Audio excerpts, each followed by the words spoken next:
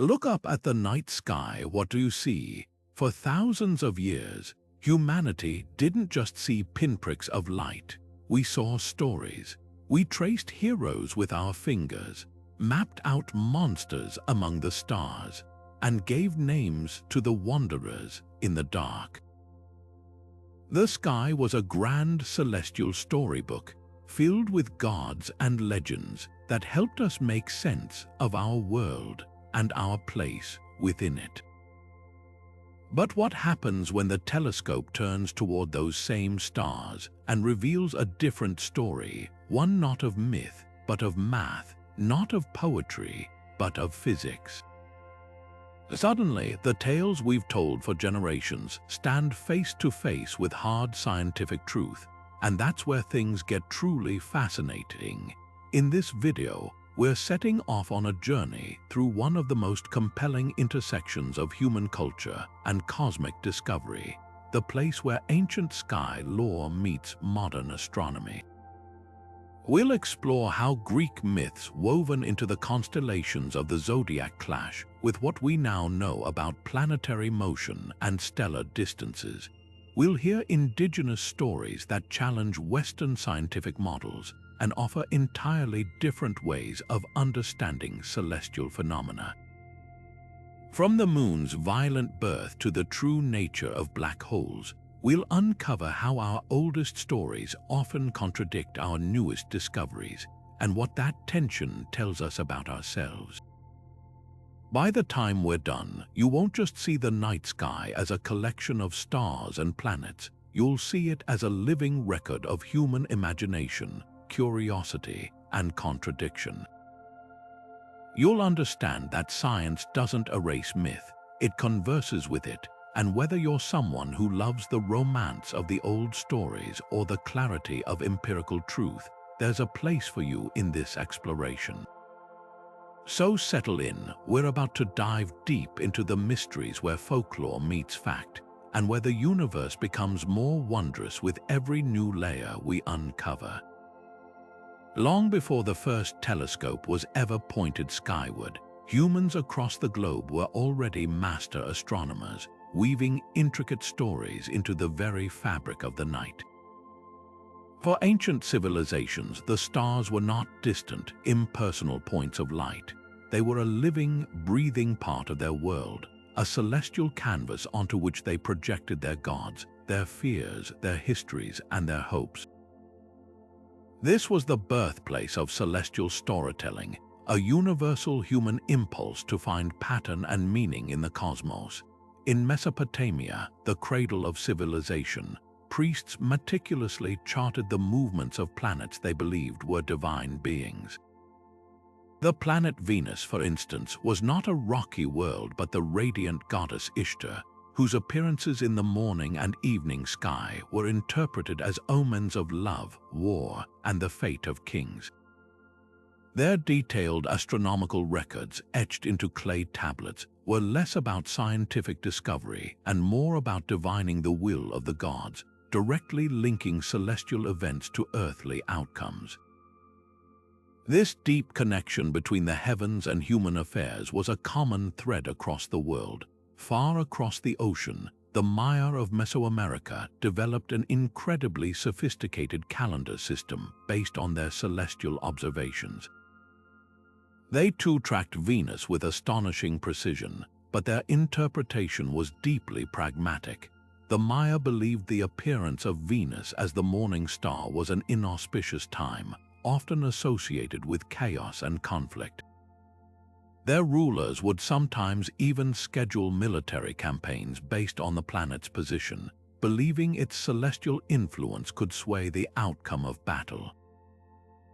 Meanwhile, the moon and its cycles were meticulously monitored to determine the optimal times for planting and harvest, seamlessly blending astronomy with agriculture and survival.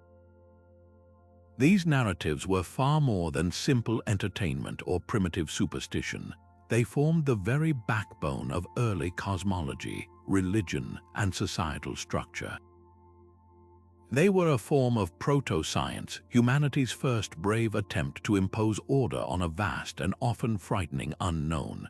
by observing predictable patterns, the sun's daily journey, the moon's monthly phases, the seasonal return of constellations. Our ancestors created a framework to understand time, navigate the seas, and structure their rituals.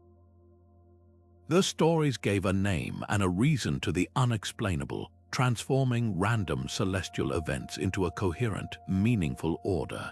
This foundational layer of myth, born from careful observation and rich imagination, is what makes the eventual clash with scientific truth so profound and fascinating.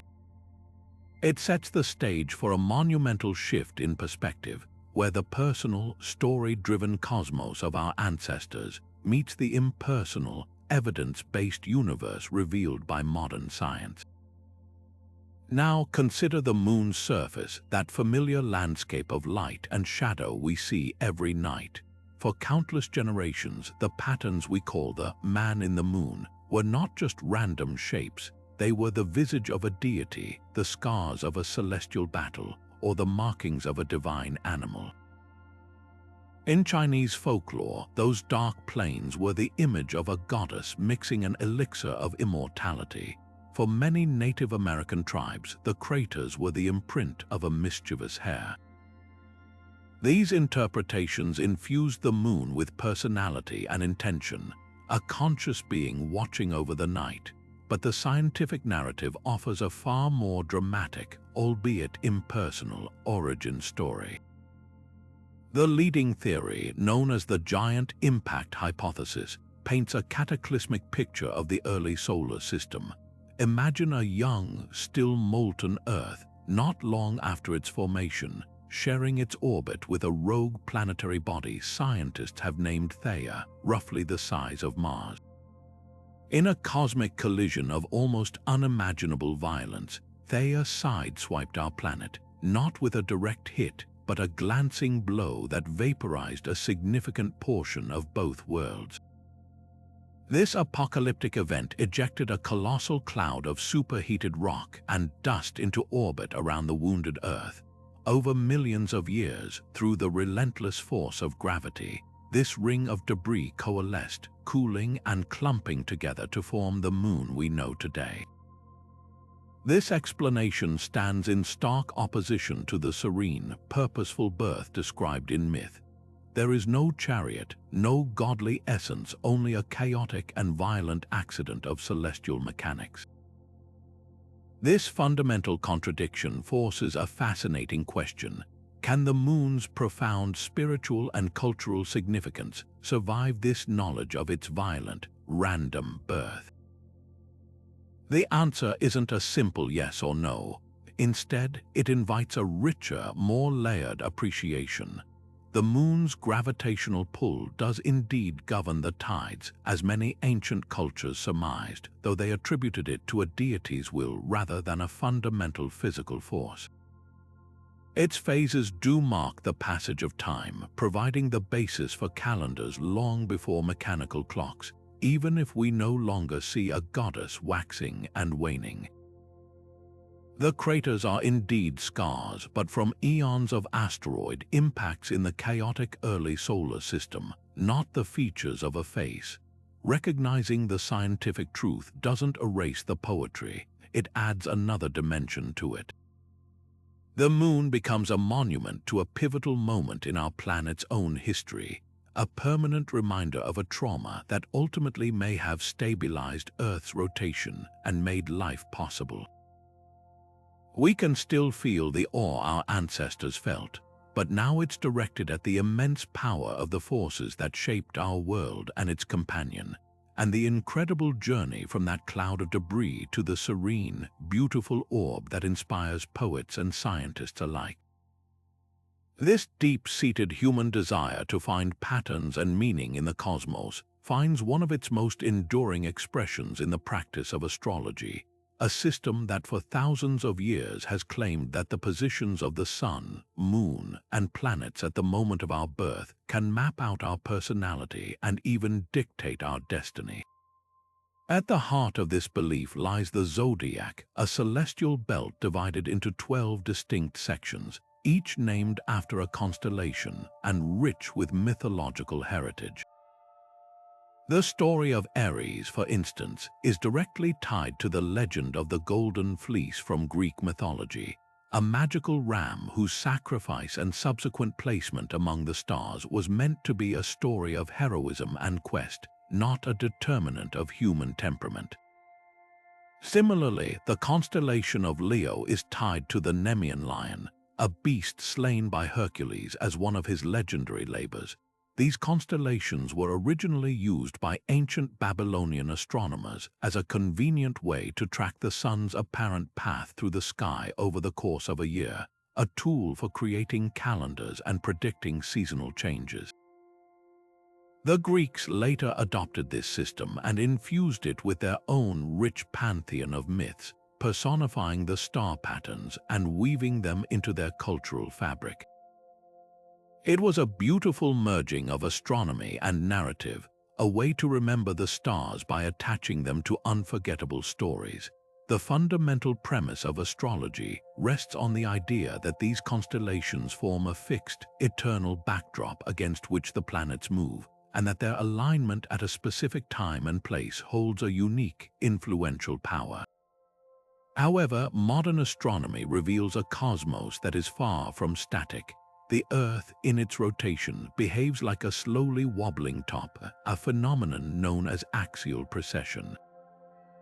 This gradual shift in our planet's orientation means that the position of the constellations relative to the seasons has drifted over the centuries. The Babylonians, who first defined the zodiac over 2,000 years ago, were looking at a sky that was noticeably different from our own. Because of this precession, the sun's location on a given date now falls in a different constellation than it did in antiquity. So, if you were born between July 23rd and August 22nd, you've always been told you are a Leo. But in reality, during most of that period, the sun was actually passing through the constellation of Cancer. Your astrological sign, in other words, is based on a celestial map that is millennia out of date. Beyond this shift in the sky itself, the scientific community has consistently found no credible evidence to support the claims of astrology. Rigorous, large-scale studies examining the correlation between birth charts and personality traits, career paths, or relationship compatibilities have found no statistical significance, no better results than random chance. The gravitational pull of the delivering obstetrician in the room, for example, exerts a far greater force on a newborn than the distant planet Mars. Yet, despite this complete lack of empirical support, astrology's cultural influence remains powerful. This persistence highlights a profound and very human contradiction: our deep-seated need to find personal meaning and a sense of order in a universe that science reveals to be vast, impersonal, and governed by physical laws, not narrative ones.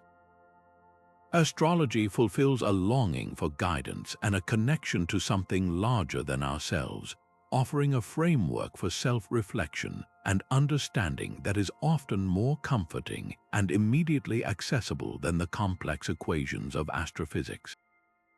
It represents a fascinating chapter in the long story of celestial contradiction, where a beautiful, ancient myth continues to captivate the human imagination, even as the stars themselves have long since moved on. Across countless cultures, the daily journey of the sun was the most reliable and vital rhythm of life, and it demanded an explanation worthy of its importance. The ancient Egyptians watched the sun rise triumphantly from the eastern horizon, travel across the dome of the sky, and disappear mysteriously in the west, only to repeat the cycle again the next day. Their explanation was as elegant as it was profound. They envisioned the sun as the god Ra, who each morning would board his solar bark, a magnificent boat, and sail across the celestial river. This was no leisurely cruise. It was a perilous journey through the underworld each night, where Ra had to battle the serpent god Apep to be reborn at dawn. His victory was not just a story, it was the reason the world didn't plunge into eternal darkness. For the Egyptians, the sun's journey was a divine drama played out for the benefit of humanity, a daily reaffirmation of order over chaos. Meanwhile, in Greek mythology, the sun's motion was attributed to the relentless labor of the god Helios. Each morning, Helios would harness 4 fiery, immortal steeds to his golden chariot and drive them with expert skill from his eastern palace in Colchis to his western destination in the Hesperides. The path he traced was so precise and fixed that it was named the ecliptic. This wasn't just a job for Helios, it was his sacred duty, and the Greeks saw his passage as the source of daylight, the changing seasons, and the growth of crops. Both of these myths, though from different parts of the ancient world, share a core belief. The sun was a conscious, anthropomorphic entity. It was a god with a purpose, a will, and a direct personal involvement in human affairs. The sun rose because a deity willed it to, because they were fighting for us or working for us. This perspective placed humanity at the center of a meaningful, story-driven universe. The scientific understanding of the sun couldn't be more different, and the shift in perspective it requires is nothing short of revolutionary. We now know our sun is not a unique celestial lantern meant solely for our benefit. It is a star, one of an estimated 100 billion in our galaxy alone. It is a nearly perfect sphere of searing, incandescent plasma, primarily hydrogen and helium, held together by its own immense gravity. At its core, where temperatures soar to an unimaginable 15 million degrees Celsius, a relentless process called nuclear fusion takes place. Under these extreme conditions, hydrogen atoms are forced together with such tremendous pressure that they fuse into helium atoms. This fusion reaction is the engine of the sun, and it releases a staggering amount of energy in the form of light and heat. This energy slowly travels outward from the core, taking hundreds of thousands of years to reach the surface, and then radiates across the solar system in just over 8 minutes to reach Earth.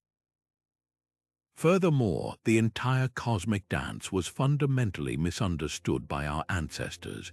We are not the stationary center around which the sun revolves. Instead, our planet, along with all the others, orbits the sun, held in its path by the star's gravitational pull. This heliocentric model, famously championed by astronomers like Copernicus and Galileo, was initially met with resistance because it represented a profound demotion for humankind. We were no longer the central focus of a deity's daily journey. We were just one world among others, orbiting a very average star in a forgotten corner of a vast galaxy. This transition from a sun god to a plasma ball might seem like a cold, disenchanting exchange, a stripping away of magic and meaning, but that is a superficial reading of this profound contradiction.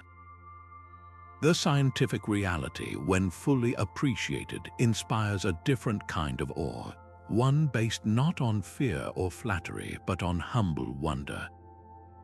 The realization that the atoms in our bodies, the iron in our blood, the calcium in our bones, were all forged in the heart of a long-dead star through the same process of nuclear fusion happening right now in our sun, is a connection far more incredible than any myth. We are literally made of stardust, physically linked to the cosmos in the most intimate way possible. The sun is no longer a personal god in a chariot, but it is the ultimate source of almost all energy on our planet. Every leaf that grows does so by capturing the sun's fusion energy through photosynthesis. Every lump of coal, every drop of oil is ancient, stored sunlight. The warmth on your face on a bright day is energy that began its journey in the sun's core long before humanity even existed. This perspective doesn't diminish the sun, it universalizes its magnificence. We can look up at the sun and no longer see a capricious deity to be appeased, but a cosmic force to be understood and respected.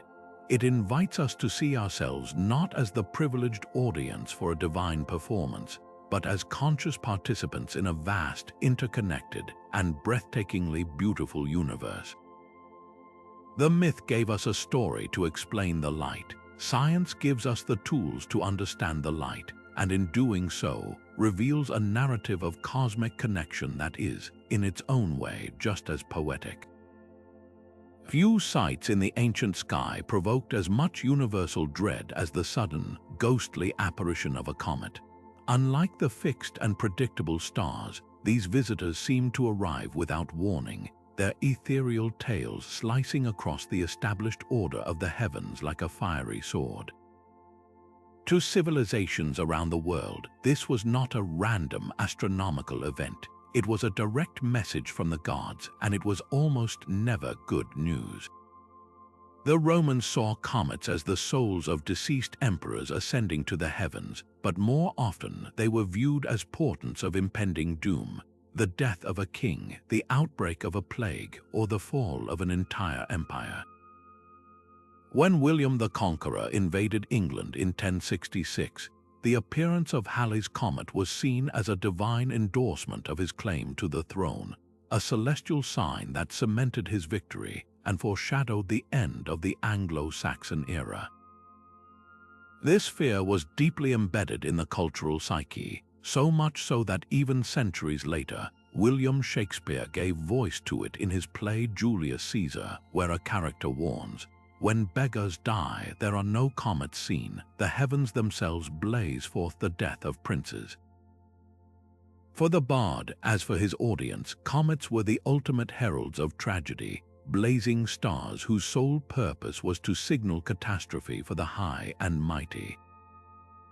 This interpretation was a perfectly rational response for people who had no other framework to understand such a breathtaking and unpredictable phenomenon. The myth of the comet as an omen was a coping mechanism, a way to impose a narrative of cause and effect on a terrifying and seemingly random universe. If a comet appeared and a king subsequently died, the connection was obvious. The human mind is wired to find patterns, even where none exist, a cognitive bias known as apophenia. The comet myth is a powerful example of this, born from a potent mix of fear of the unknown and a desire to find meaning, however ominous, in the chaos of the natural world. The scientific understanding of comets completely unravels this ancient tapestry of fear and replaces it with a narrative of icy origins and predictable orbits. We now know that a comet is not a burning star or a supernatural sign, but a relatively small, fragile body composed of rock, dust, and most importantly, ice, often called a dirty snowball. These objects originate in the distant, frozen outskirts of our solar system, in vast reservoirs like the Kuiper Belt and the even more remote Oort cloud. For most of their existence, they are invisible to us, dark and dormant, but occasionally, the gravitational nudge from a passing star or the interplay of planetary orbits sends one of these icy relics tumbling inward toward the sun. As a comet approaches the inner solar system, the sun's intense radiation begins to vaporize its icy nucleus, releasing gas and dust that are then pushed away by the solar wind. This process creates the comet's most spectacular features, not one but two magnificent tails. The dust tail, glowing with reflected sunlight, curves gently behind the comet's path. The ion tail, made of electrified gas, always points directly away from the sun, streaming behind the comet like a windsock in a stellar breeze. This entire transformation is a physical, mechanical process, devoid of any intention or message.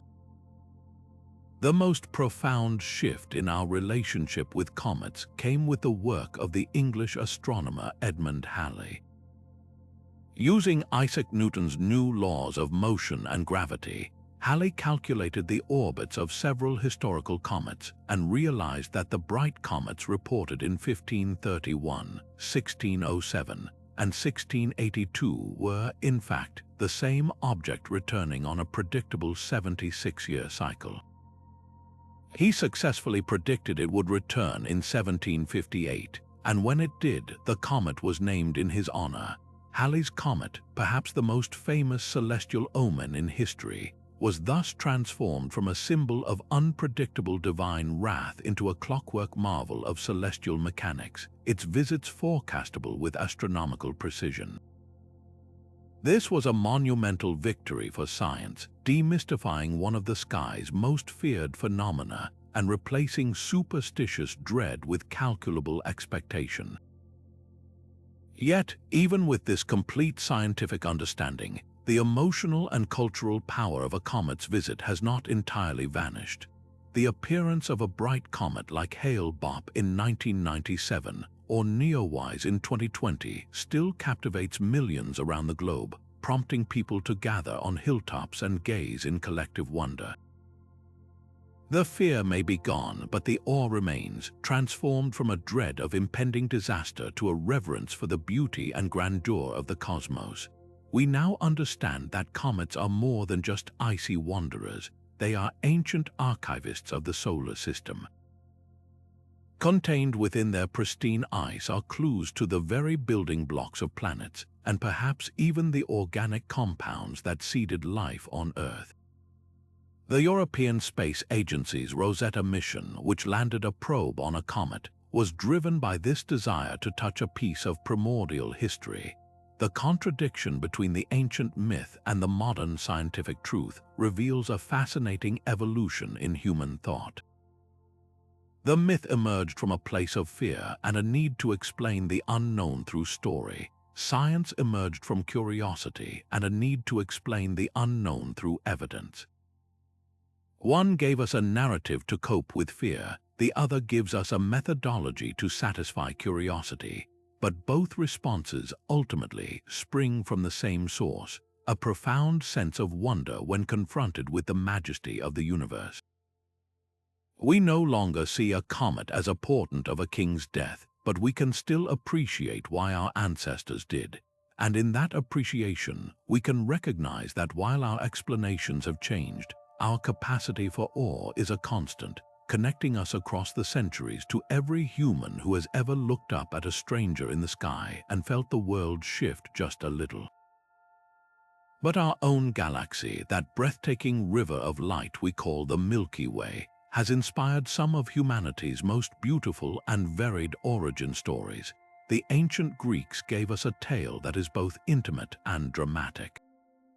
According to their legend, the infant Heracles, the son of Zeus and a mortal woman, was brought to the sleeping goddess Hera by Zeus himself, hoping the divine milk would grant his son immortality.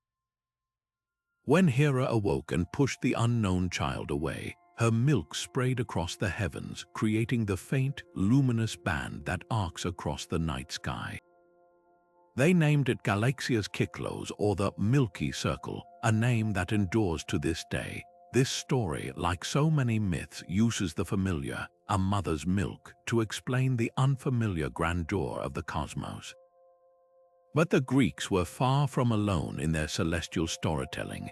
For the Norse, this same band of light was the Bifrost Bridge, a radiant, trembling pathway connecting the realm of mortals to the home of the gods.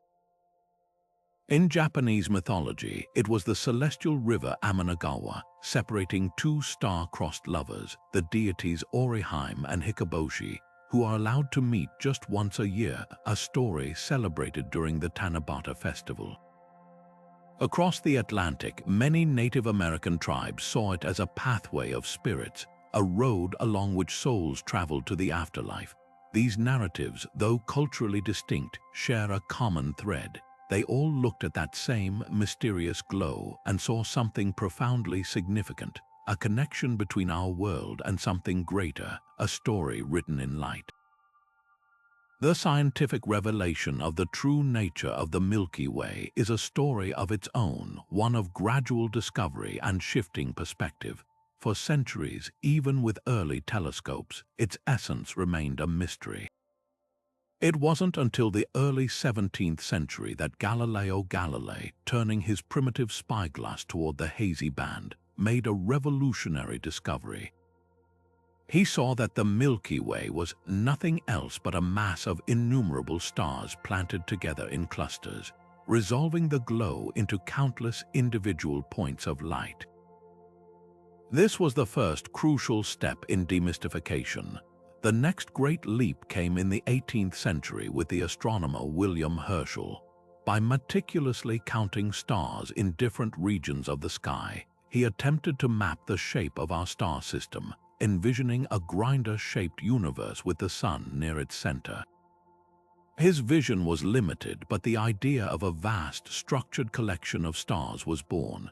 The true nature of our galactic home, however, remained contested into the early 20th century. The pivotal Great Debate of 1920 between astronomers Harlow Shapley and Heber Curtis centered on whether the Milky Way constituted the entire universe, or if those mysterious spiral nebulae were themselves separate, island universes.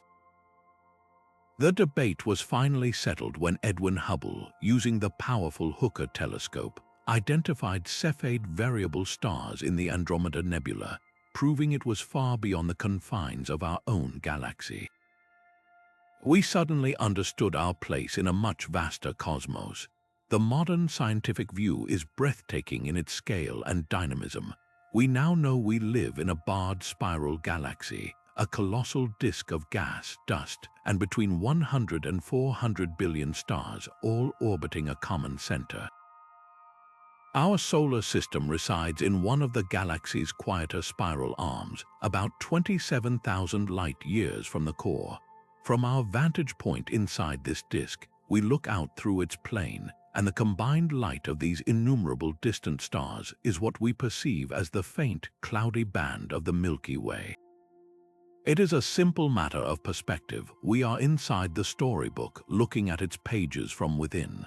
This empirical explanation transforms the galaxy from a static picture into a dynamic, almost living entity. At the very heart of our spiral galaxy lies its most mysterious and powerful feature, Sagittarius, a star, a supermassive black hole with a mass equivalent to 4 million suns. This gravitational anchor dictates the motion of every star in the galaxy, including our own sun, which hurtles around this center at over 400,000 miles per hour, completing one orbit every 230 million years, a period known as a cosmic year. The galaxy is not a fixed painting but a spinning carousel of stellar birth and death. Within its glowing arms, vast clouds of gas and dust collapse under their own gravity to ignite new stars, while others end their lives in spectacular supernova explosions, scattering the heavy elements forged in their cores back into space, the very elements that make up our planet and our bodies. This scientific narrative doesn't erase the older myths, it converses with them. The Greek myth speaks of a divine substance sprayed across the void, and science confirms that the galaxy is indeed filled with the stardust of countless suns.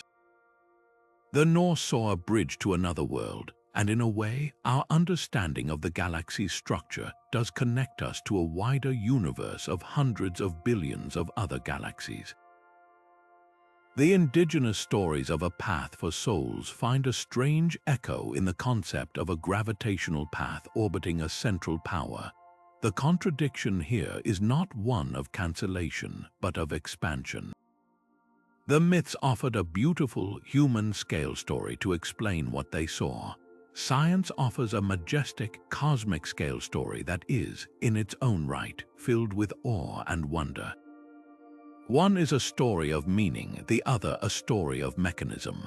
And as we look up at that familiar river of light, we now have the privilege of holding both stories in our minds at once: the intimate poetry of Hera's milk and the staggering reality of a billion-star disk spinning around a silent, dark giant.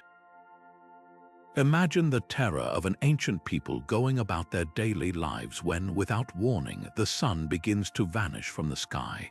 The world plunges into an unnerving twilight in the middle of the day, the air grows cold and stars appear where they have no right to be. For cultures that relied utterly on the sun's dependable cycle, this sudden, inexplicable disappearance was the ultimate cosmic betrayal, a moment of pure panic that demanded an immediate and dramatic explanation. Across the globe, the response was strikingly similar, a story of celestial battle and voracious monsters. The Vikings of Scandinavia saw not an astronomical event, but a terrifying chase.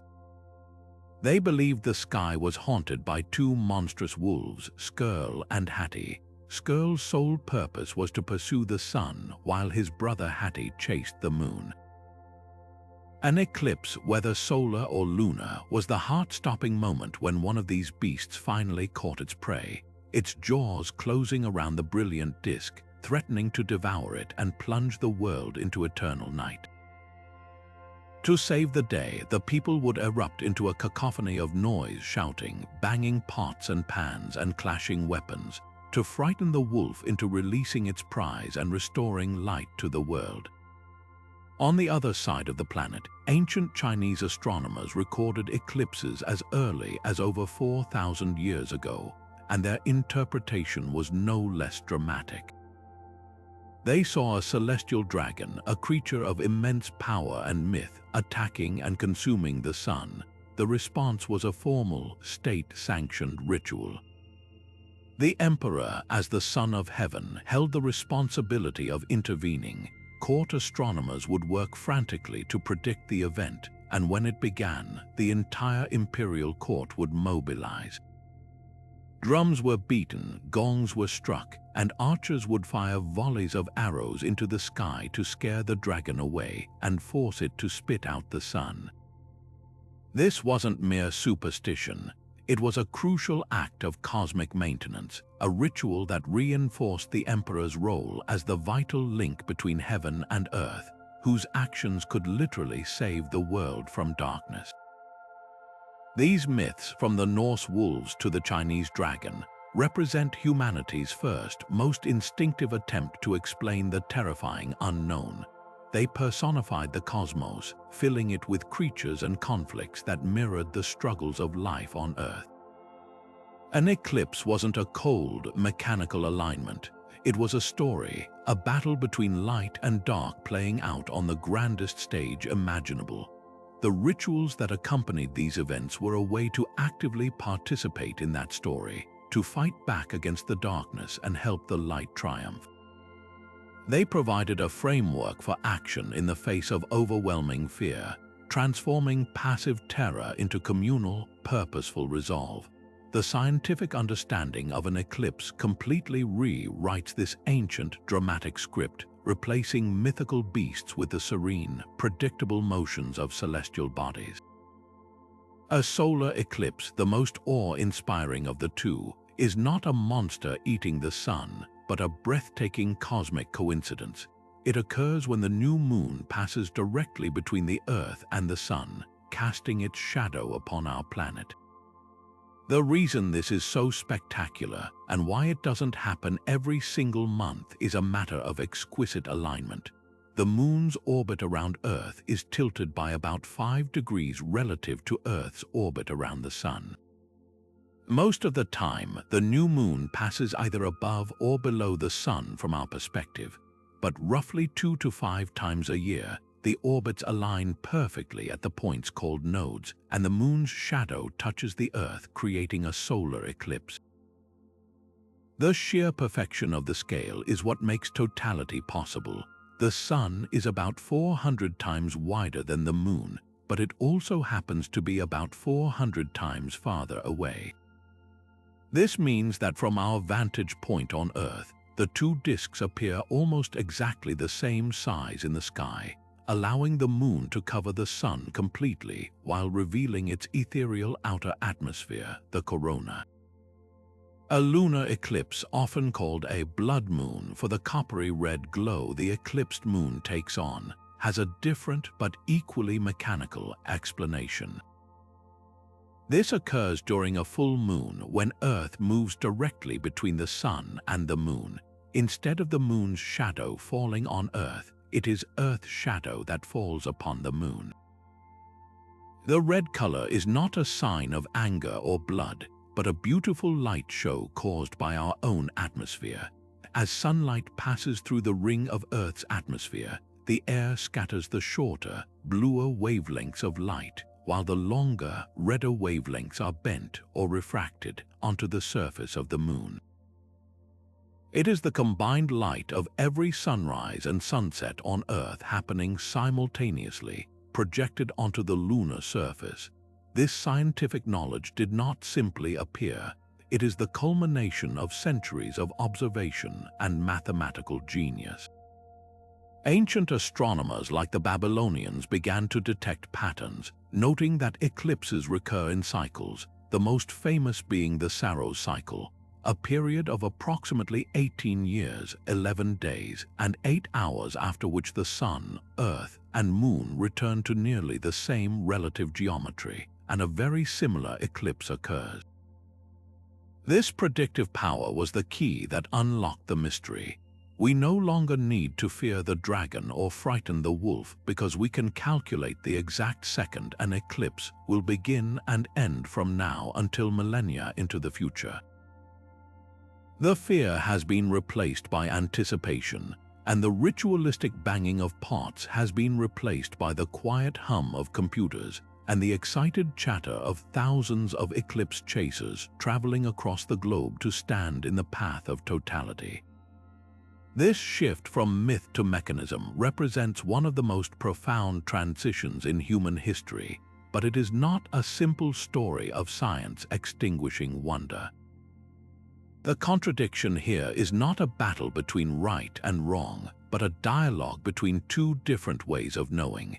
The ancient myths were born from a place of visceral, emotional response to a terrifying and unexplainable event. They used the language of story, the most fundamental tool humans have for making sense of the world. They provided meaning, community, and a sense of agency in a vast and often frightening universe. Science, on the other hand, provides a different kind of meaning, one based on predictability, understanding, and a profound connection to the clockwork mechanics of the cosmos. When we understand an eclipse, we are not just passive observers, we are participants in a universe governed by knowable laws. The awe we feel today during totality is arguably deeper and more complex than the fear our ancestors felt. It is an awe born from understanding the immense scales and perfect alignments at play. We look up at the blackened sun, surrounded by its glorious corona, and we know we are witnessing our moon at just the right distance, our planet in just the right place, and our star shining just as it always has. We are seeing the solar system in motion, a ballet of gravity and light that we have learned to forecast with pinpoint accuracy.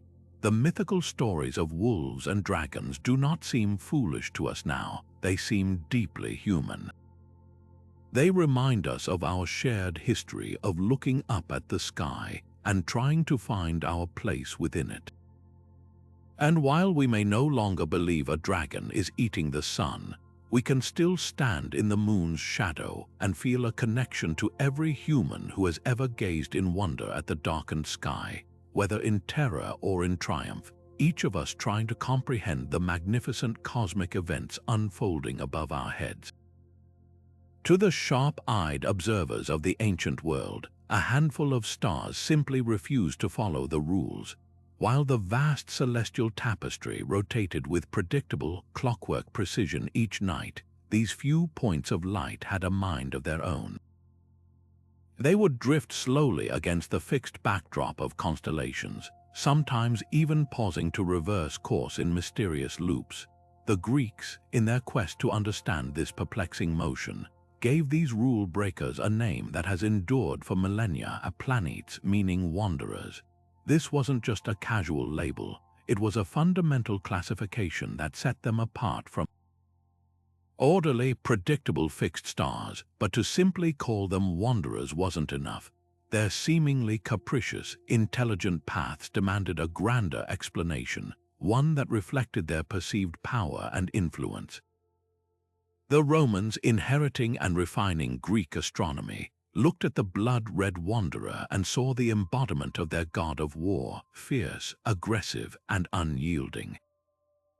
They named it Mars, the brightest wanderer, shining with a steady, beautiful light in the dawn or evening sky, was the very picture of allure and beauty, and thus became Venus, the goddess of love. Jupiter, the largest and most majestic of them, earned the name of the king of the gods himself. Each planet was personified, its perceived character in the sky directly linked to the mythology and attributes of a deity. This was more than just poetry, it was a complete cosmological system. The belief was that these celestial gods, through their movements and positions, exerted a direct and tangible influence on the fates of kings, the outcomes of wars, and the flow of human emotion. The planets were not distant objects, they were active, divine participants in the human drama. The dismantling of this deeply ingrained world was one of the most profound revolutions in human thought. The work of astronomers like Copernicus, Galileo, and Kepler systematically stripped the planets of their divine agency. The telescope revealed that Jupiter had moons of its own, a clear violation of the idea that everything revolved around Earth. Precise mathematical calculations showed that the planet's puzzling retrograde loops were not erratic, intelligent movements, but a simple illusion caused by our own planet orbiting the Sun and overtaking slower-moving outer planets. Much like one car passing another on a highway makes the past car appear to move backward relative to the horizon. The planets were not gods weaving our destinies. They were other worlds governed by the same universal laws of physics as our own, all tracing elliptical paths around a central star. This was the great demotion, from active deities to passive objects, but the demystification was only the beginning. The last century has transformed these points of light into real places, each with its own unique personality, far more complex and fascinating than any single divine attribute could encompass. We no longer see just the god of war when we look at Mars. We see a world with a history. Robotic geologists like the Perseverance rover traverse its rust-colored deserts, analyzing ancient river deltas and lake beds, searching for fossilized signs that this cold, dry world was once warm, wet, and perhaps even hospitable to life.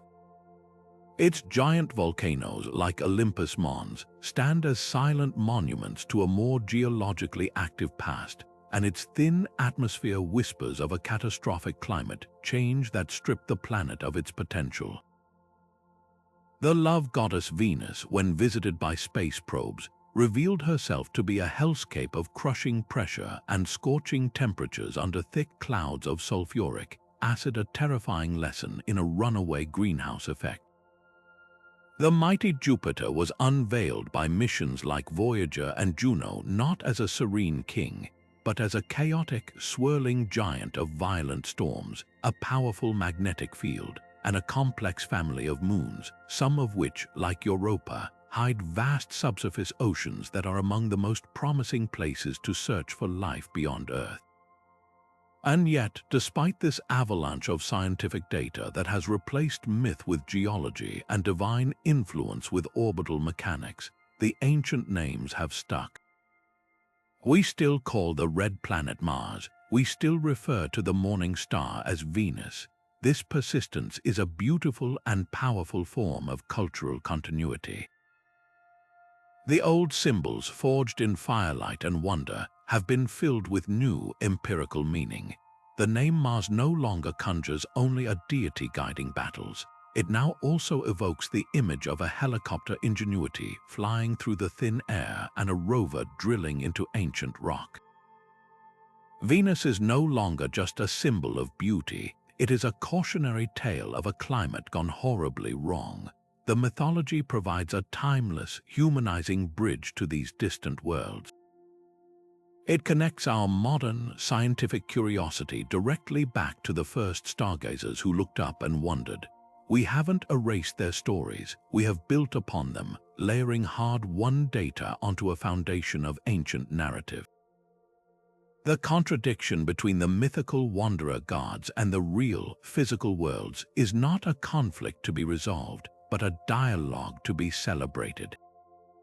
It illustrates the two complementary ways humanity engages with the cosmos, one through the language of story and meaning, the other through the language of observation and evidence. Our robotic emissaries may have demystified the planets, but in doing so, they have made them more wondrous than any simple deity could ever be, all while allowing the poetry of their ancient names to endure. For countless generations of travelers, sailors, and explorers, one star has shone as an unwavering symbol of guidance and reliability. Polaris, the North Star, hangs almost directly above Earth's north celestial pole, a fixed point in the spinning sky around which all other stars appear to slowly turn. This unique position made it the most important navigational landmark in human history. Its constancy is woven into mythologies worldwide. In one Greek tale, the entire constellation Ursa Minor, the little bear, which contains Polaris at the tip of its tail, represents the nymph Callisto, transformed into a bear and placed in the sky by Zeus. For the Norse, it was the lodestar around which the gods had fastened the entire dome of the heavens. This wasn't just poetic imagery, it was a fundamental truth upon which lives and livelihoods depended. Mariners could venture into the trackless ocean, confident that by measuring the angle to this one steady star, they could always find their way home. It became a universal metaphor for certainty, a celestial anchor in a chaotic world, promising that some things were permanent and unchanging. This deeply held belief in the North Star's eternal fixity, however, masks a far more dynamic cosmic reality. The phenomenon that unravels this myth is known as axial precession, a slow, wobbling motion of Earth's axis. Picture a spinning top. As it begins to slow down, its axis doesn't stay perfectly upright. It starts to trace a slow, lazy circle. Earth does the exact same thing, completing one full wobble over a cycle of approximately 26,000 years. This means the direction in which our planet's north pole points is constantly, imperceptibly shifting against the backdrop of distant stars. While Polaris is our current North Star, sitting within less than 1 degree of the pole and appearing nearly motionless, it hasn't always held that position.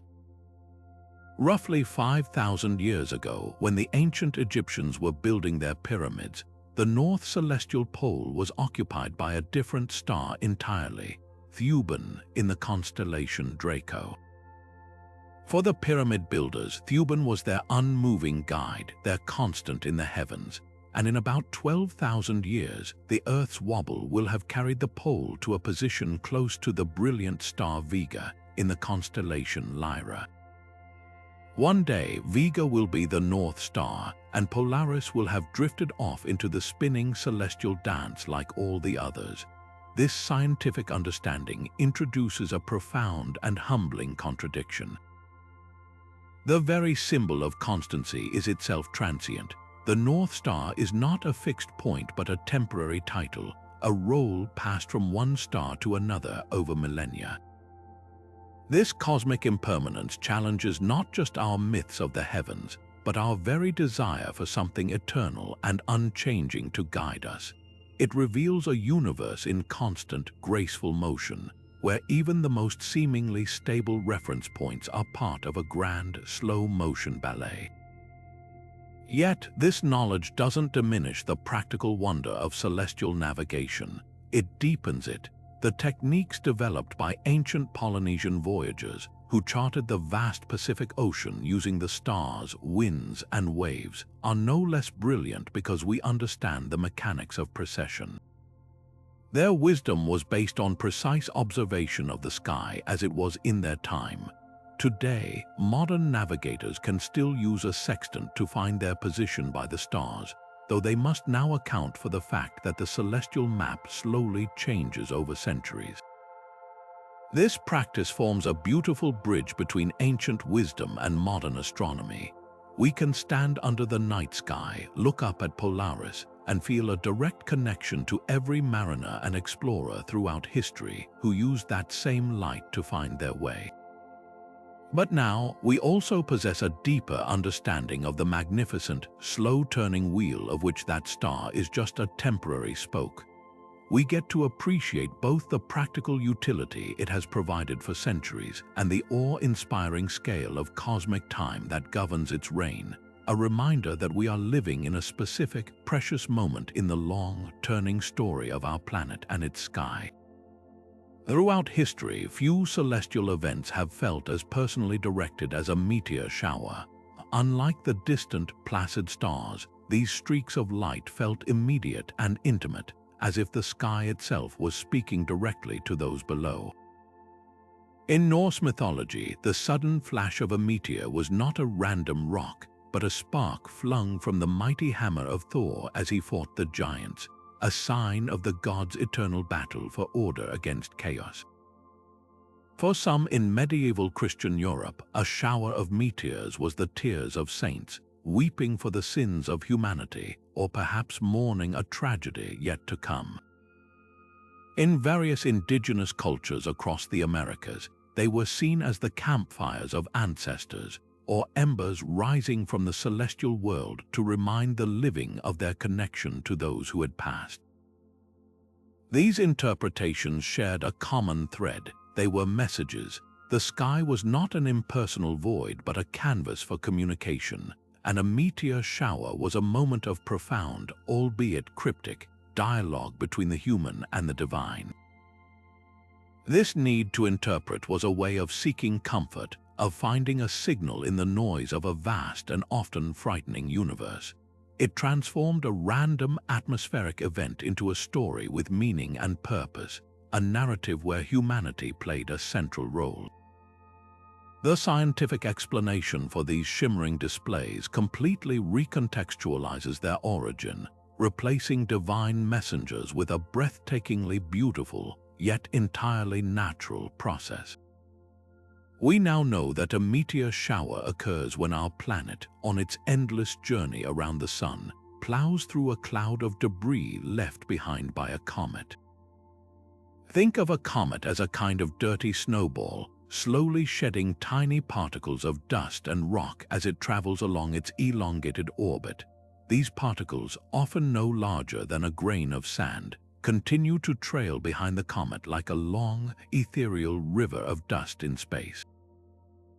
When Earth's orbit intersects one of these rivers, thousands of these particles, called meteoroids, are pulled into our atmosphere at tremendous speeds. The violent friction of their entry superheats the air around them, creating the brilliant, fleeting streak of light we call a meteor or shooting star. The most famous of these, the Perseids, which grace our skies every August, are the remnants of Comet Swift-Tuttle. The Leonids of November are dust from Comet Tempel-Tuttle. This knowledge has given us the power of prediction. We can now mark our calendars for these annual events, knowing not just when they will occur, but understanding their precise celestial parentage. The mystery has been replaced by a timetable, the omen by an orbital schedule. This demystification might seem to strip the event of its magic, but in reality, it replaces one form of wonder with another, far more profound one. The spiritual interpretation offered a connection to the gods. The scientific explanation reveals a connection to the very origin of our solar system. The specks of dust burning up in a brilliant flash are not messages from Thor. They are ancient primordial building blocks. They are the leftover rubble from the construction of the planets over 4.5 billion years ago, preserved in the deep freeze of space within the icy nucleus of a comet. When we witness a meteor shower, we are not watching tears or sparks. We are seeing the final, fiery end of some of the most pristine material in our cosmic neighborhood. It is a form of cosmic recycling on a grand scale, a process that has been ongoing since the solar system's infancy. The contradiction here is not about which view is right, but about the nature of the connection they offer. The myth connects us to a story, a narrative that gives our lives immediate meaning within the cosmos. The science connects us to the physical cosmos itself, reminding us that we are part of a dynamic system whose history is literally written in the dust that occasionally rains down upon us. Both perspectives, in their own way, speak to a deep human recognition of transience. The myth sees the meteor as a brief, poignant message from eternity. The science sees it as a brief, brilliant flash marking the end of an unimaginably long journey. Both can evoke a sense of humble awe, a feeling that we are witnessing something beautiful, fleeting, and profoundly connected to something much larger than ourselves. High in the winter sky, one of the most recognizable and celebrated constellations commands attention: Orion, the hunter. His story, passed down through generations of Greek mythology, is a classic epic of hubris, love, and celestial punishment. Orion was a giant of immense strength and skill, boasting that he could hunt and kill every animal on Earth. This arrogance angered the gods, particularly the Earth goddess Gaia, who sent a small but deadly scorpion to vanquish him. The scorpion's sting was fatal, and both hunter and arachnid were cast into the stars, placed on opposite sides of the sky so that as Scorpius rises in the east, Orion flees below the western horizon, locked in an eternal chase. This narrative gave a thrilling explanation for the seasonal dance of these two constellations, a story of drama and consequence written in the stars for all to see. It's a powerful tale that connects human folly to the cosmos, making the heavens a stage for our own myths and morals. This beautiful, human-scale story, however, collides head-on with the reality revealed by the precise measurements of modern astronomy. When we look at the constellation Orion, our brains naturally connect the dots, tracing the figure of a hunter with a belt and a sword. We perceive him as a two-dimensional picture, a coherent entity. But this perception is a complete illusion, a trick of perspective. The stars that form Orion's pattern are not a family of stars gravitationally bound together. They are isolated suns, strangers to one another, lying at staggeringly different distances from Earth. The brilliant red supergiant Betelgeuse marking Orion's shoulder is a relatively close neighbor, about 540 light-years away. Meanwhile, the dazzling blue supergiant Rigel, which marks his foot, is more than twice as far, shining from over 860 light-years away. The three stars of Orion's famous belt are perhaps the best example of this cosmic coincidence. Alnitak, Alnilam, and Mintoka appear to us as a perfect straight-line trio, a celestial marker. In reality, they are hundreds of light-years apart from each other in the vast three-dimensional volume of space. Their alignment is a mere line of sight effect from our singular vantage point on Earth. If we could travel to a different part of our galaxy and look back, this familiar, heroic pattern would dissolve into a random scattering of unrelated points of light. This fundamental disconnect between the flat, narrative picture of myth and the deep, dimensional reality of science is one of the most eloquent demonstrations of our changing relationship with the cosmos. The ancient mythmakers looked up and saw a canvas. They projected human forms, human struggles, and human emotions onto the random scatter of stars because that is what humans do. We find patterns and we tell stories. We imbue the unknown with meaning that resonates with our own lives. Science, equipped with the tools of parallax and spectroscopy, does not destroy this canvas but reveals its true, magnificent depth. It shows us that the universe is not a two-dimensional tapestry but a breathtakingly vast and mostly empty volume, where the apparent proximity of stars is a beautiful and profound illusion. The contradiction here is not a matter of truth versus falsehood. It is about two different ways of seeing. One way seeks emotional and cultural connection. The other seeks physical and spatial understanding. And yet, despite knowing the scientific truth, the constellation of Orion loses none of its power. It remains one of the most important cultural touchstones in the night sky, a universal landmark recognized by cultures across the globe.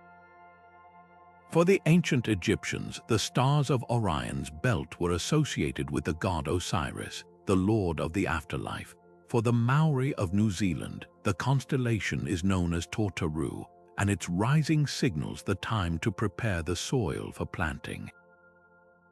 This enduring significance teaches us a crucial lesson about humanity itself. Our impulse to tell stories is not invalidated by empirical data, it is complemented by it. The myths of Orion and the Scorpion are not failed science. They are a testament to our innate need to weave narratives, to find heroes and monsters in the dark, and to use the heavens as the ultimate storybook. The scientific reality adds a layer of awe, reminding us that the true nature of the universe is more strange and wonderful than any story we could invent. We can now look at Orion and appreciate both the epic tale of the boastful hunter and the incredible fact that we are gazing into a deep field of stars, each a distant sun on its own journey, whose light has traveled for centuries across the void just to reach our eyes and inspire our stories. For the Sami people of Scandinavia, the shimmering curtains of the aurora borealis were not a distant atmospheric phenomenon, but a deeply personal and spiritual presence known as Guv-Sahas, meaning the light you can hear. They believed these silent, dancing lights were the manifestations of their ancestors, a celestial celebration or a form of communication from the spirit world. The flickering movements were seen as messages, and some traditions held that you should never wave, whistle, or draw attention to yourself under the lights, as it might be seen as disrespectful, inviting misfortune. Similarly, certain Inuit communities in Greenland and northern Canada told a more playful but equally profound story. They saw the undulating greens and reds not as ancestors, but as the spirits of the dead engaged in a joyful game, using a walrus skull as a ball. In both interpretations, the aurora was an active, conscious force, intimately connected to the cycle of life, death, and the community's well-being. It was a story that rooted them in their landscape, providing a framework for understanding their place in a world that was both beautiful and harsh, a narrative that transformed a celestial event into a meaningful dialogue with the unseen. The scientific explanation for this breathtaking spectacle is no less wondrous, though it unfolds on a vastly different scale, one that connects our entire planet to the violent storms raging on our parent star. The true source of the aurora lies 93 million miles away on the surface of the Sun. During solar storms and flares, our Sun ejects colossal clouds of electrically charged particles, protons and electrons in a stream known as the solar wind. When this wind reaches Earth, it is mostly deflected by our planet's protective magnetic field, or magnetosphere. However, this magnetic shield is weakest at the north and south poles. Here, these charged solar particles are funneled down magnetic field lines and accelerated into the upper atmosphere, where they collide with atoms of oxygen and nitrogen. These collisions are what ultimately create the light show. Much like the process in a neon sign, the energy from the collision is absorbed by the atmospheric gas atoms, exciting them. When they calm down again, they release this excess energy in the form of light. The specific color depends on the type of gas and the altitude of the collision. The familiar eerie green, the most common hue, comes from oxygen atoms about 60 miles high. The rarer, deep red glows come from oxygen at much higher altitudes, while nitrogen produces beautiful blue or purple fringes. This entire process is governed not by spirit, but by the immutable laws of electromagnetism and plasma physics, a predictable, albeit complex, interaction between our star and our planet's protective magnetic bubble. This apparent contradiction between ancestral spirits and accelerated particles is perhaps one of the clearest examples of how myth and science can offer two parallel, equally valid languages for describing the same profound experience. The indigenous interpretations are not primitive misunderstandings to be corrected by superior knowledge. They are rich cultural narratives that provide ethical guidance, community cohesion, and a deep sense of belonging within the cosmos. They answer the human need for meaning and connection. The scientific explanation, on the other hand, answers the human need for mechanism and prediction. It allows us to forecast auroral activity by monitoring solar weather, and it reveals our planet's intimate, physical connection to the sun's activity. One framework is cultural and spiritual, the other is empirical and global. The magic is not lost in the scientific translation, it is simply transferred. The awe shifts from the idea of playing spirits to the incredible reality that we live within the extended atmosphere of a dynamic star, protected by an invisible magnetic shield that, when struck by a solar tempest, transforms our poles into the world's most magnificent natural light show. We can stand under the aurora and feel both the cultural resonance of the ancient stories and the humbling knowledge that we are witnessing a cosmic conversation between our sun and our sky, a dialogue of energy and light that has been mesmerizing humans for millennia, regardless of the words they use to describe it. Perhaps no question is more fundamental to the human experience than that of our ultimate origin. Where did everything, including us, come from? Every culture across the globe has grappled with this profound mystery, and their answers are found in the rich tapestry of creation myths. The ancient Babylonians, for instance, told the Enuma Elish, a dramatic story of cosmic order being violently wrested from primordial chaos. In this epic, the world is formed from the divided body of the sea goddess Tiamat, slain by the warrior god Marduk. Similarly, countless other traditions, from the Aboriginal Dreamtime to the Norse creation from the void of Ginnungagap, feature powerful, conscious beings, gods, spirits, or ancestors actively shaping a disordered universe into the structured world we know. These stories are not primitive guesses, they are profound narratives that use the language of character, conflict, and intention to explain how something came from nothing and order from chaos.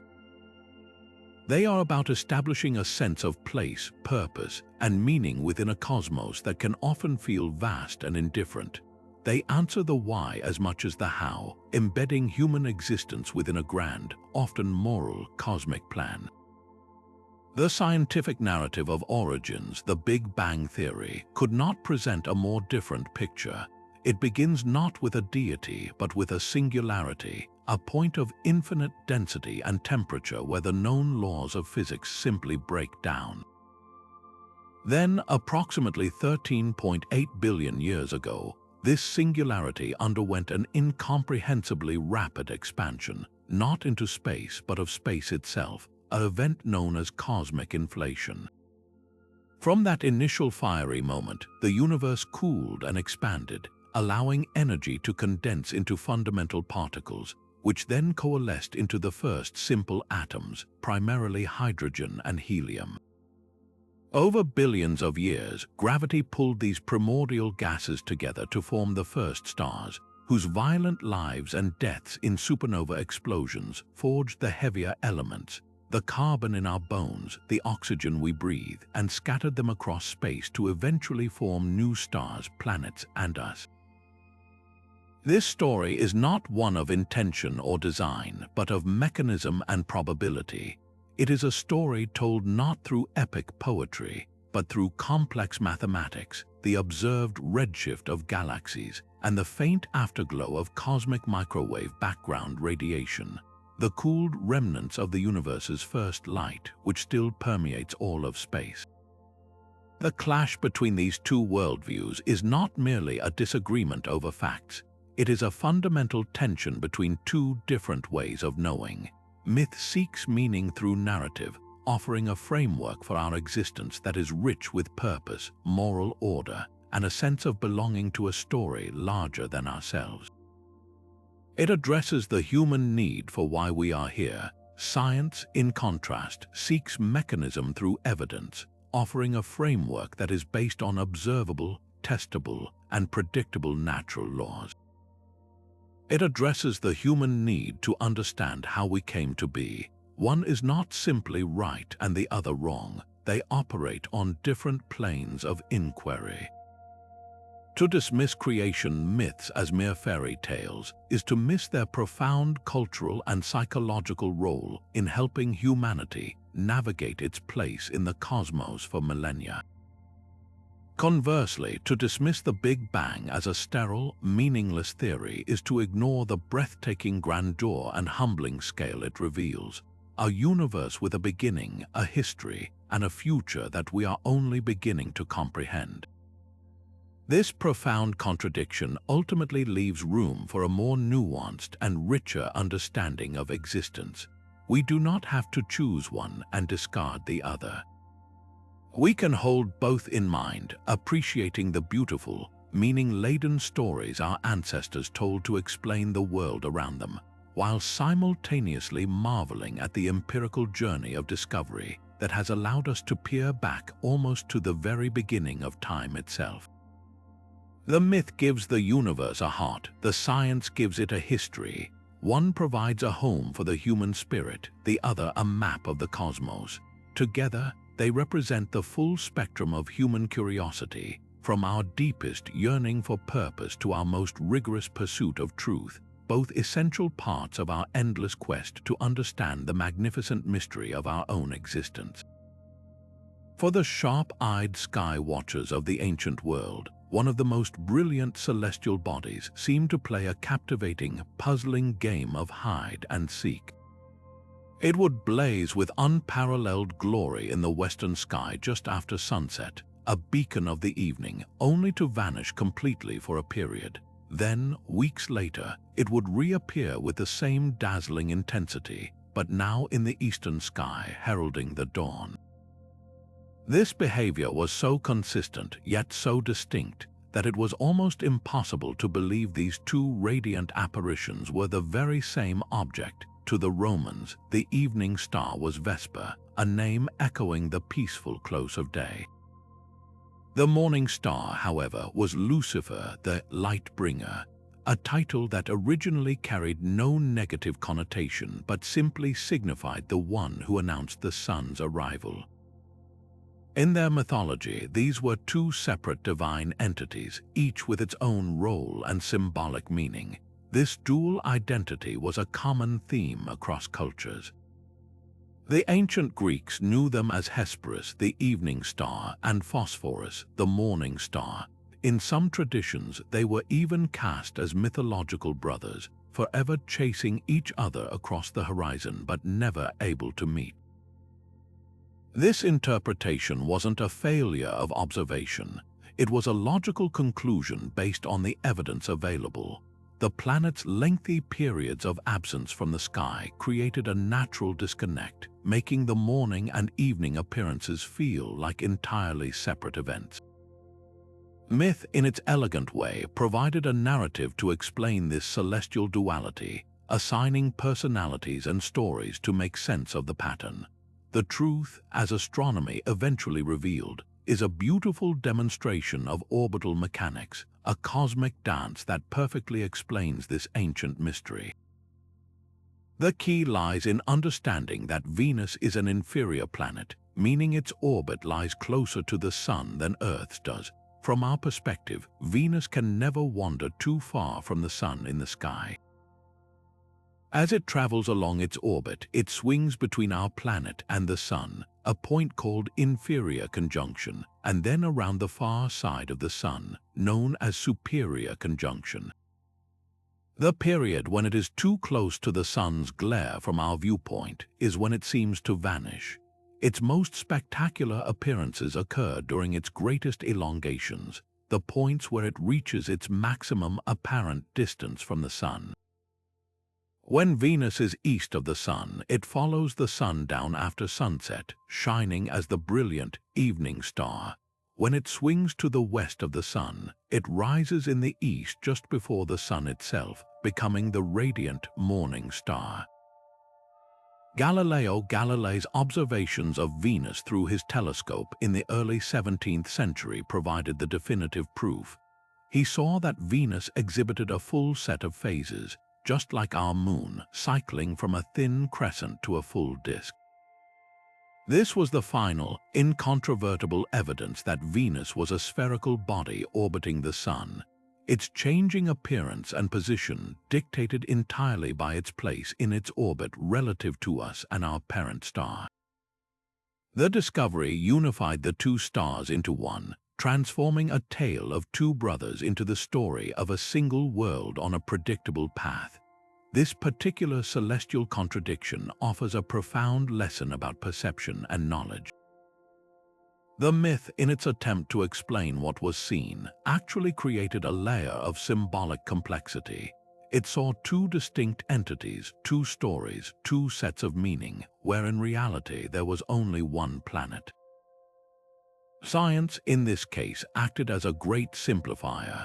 It cut through the dual identities and the separate narratives to reveal a single, elegant truth governed by a simple physical law.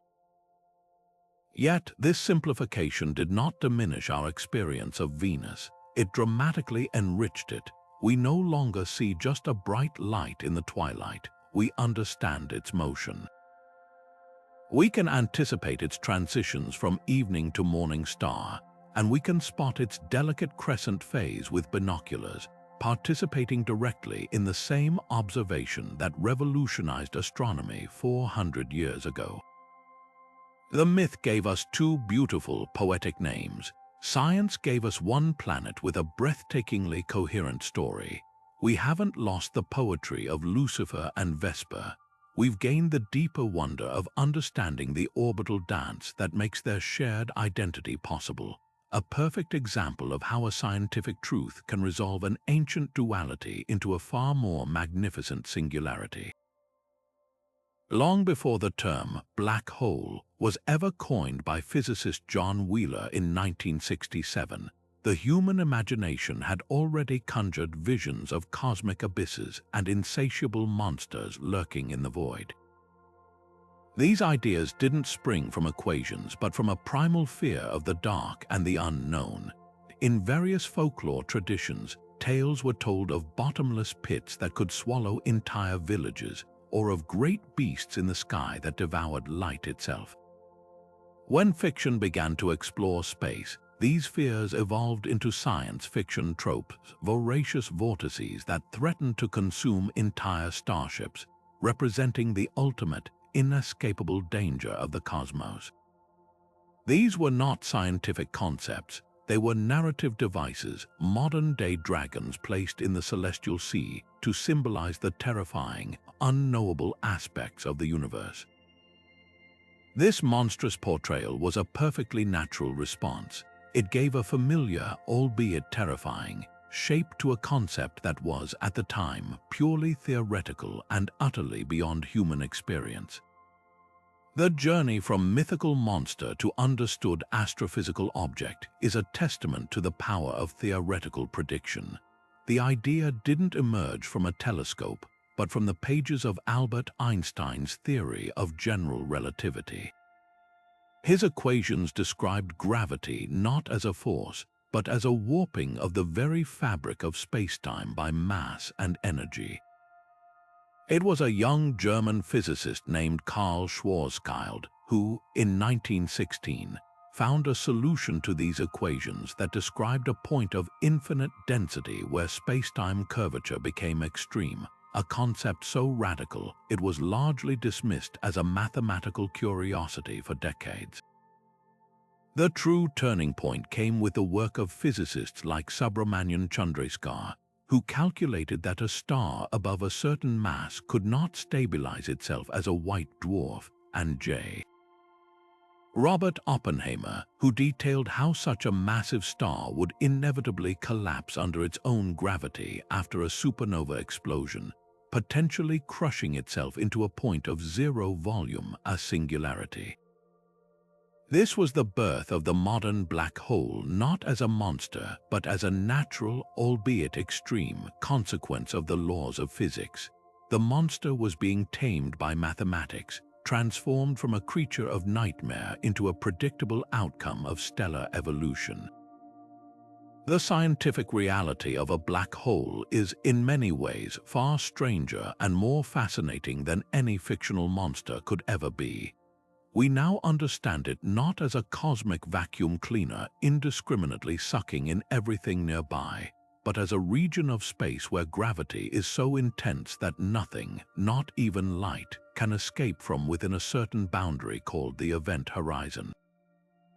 It is the ultimate prison break narrative, but with no possibility of escape. The physics around a black hole bends the mind. Time dilation, a direct prediction of relativity, means that for an outside observer watching an object fall towards a black hole, time for that object would appear to slow down until it seems to freeze completely at the event horizon, its image red shifted into oblivion over an infinite amount of time from our perspective. Meanwhile, for the unfortunate object itself, time would proceed normally, and it would experience the terrifying process of spaghettification stretched into a long, thin stream of atoms by the immense difference in gravitational pull between its head and its feet before crossing the point of no return. And perhaps most astonishing of all is Stephen Hawking's theoretical work, which suggests that black holes are not entirely black. Through quantum mechanical effects at the very edge of the event horizon, they can slowly leak radiation and evaporate over astronomical timescales, a faint whisper of their eventual demise. This profound shift in understanding from a mindless monster to a complex laboratory for the most fundamental laws of physics represents one of the most elegant resolutions of a celestial contradiction. The initial fear was born from a lack of knowledge, a void we filled with the only thing we had, stories. But as empirical inquiry and mathematical rigor illuminated that void, the fear transformed into a deep and awe-filled fascination. We no longer see a monster to be slain. We see a natural phenomenon that allows us to test the very limits of our understanding of gravity, quantum mechanics, and the origin of the universe itself. The Event Horizon Telescope's groundbreaking image of the black hole at the center of galaxy M87 wasn't a picture of a monster. It was a portrait of prediction confirmed, a shadow outlined by the light of warped space-time. The myth gave us a simple, frightening story of consumption. The science gives us a profoundly strange and beautiful story of curvature, radiation, and the very nature of reality, proving that the truth is not only more wonderful than we imagine, but often more wonderful than we can imagine until the equations show us the way. High above us in the constellation of Taurus, a tiny, misty cluster of stars has captivated the human imagination like few other celestial objects. To the casual glance, it looks like a small, hazy dipper or a faint smudge of light, but to cultures across the globe and throughout time, it has been a source of profound stories, practical guidance, and spiritual significance.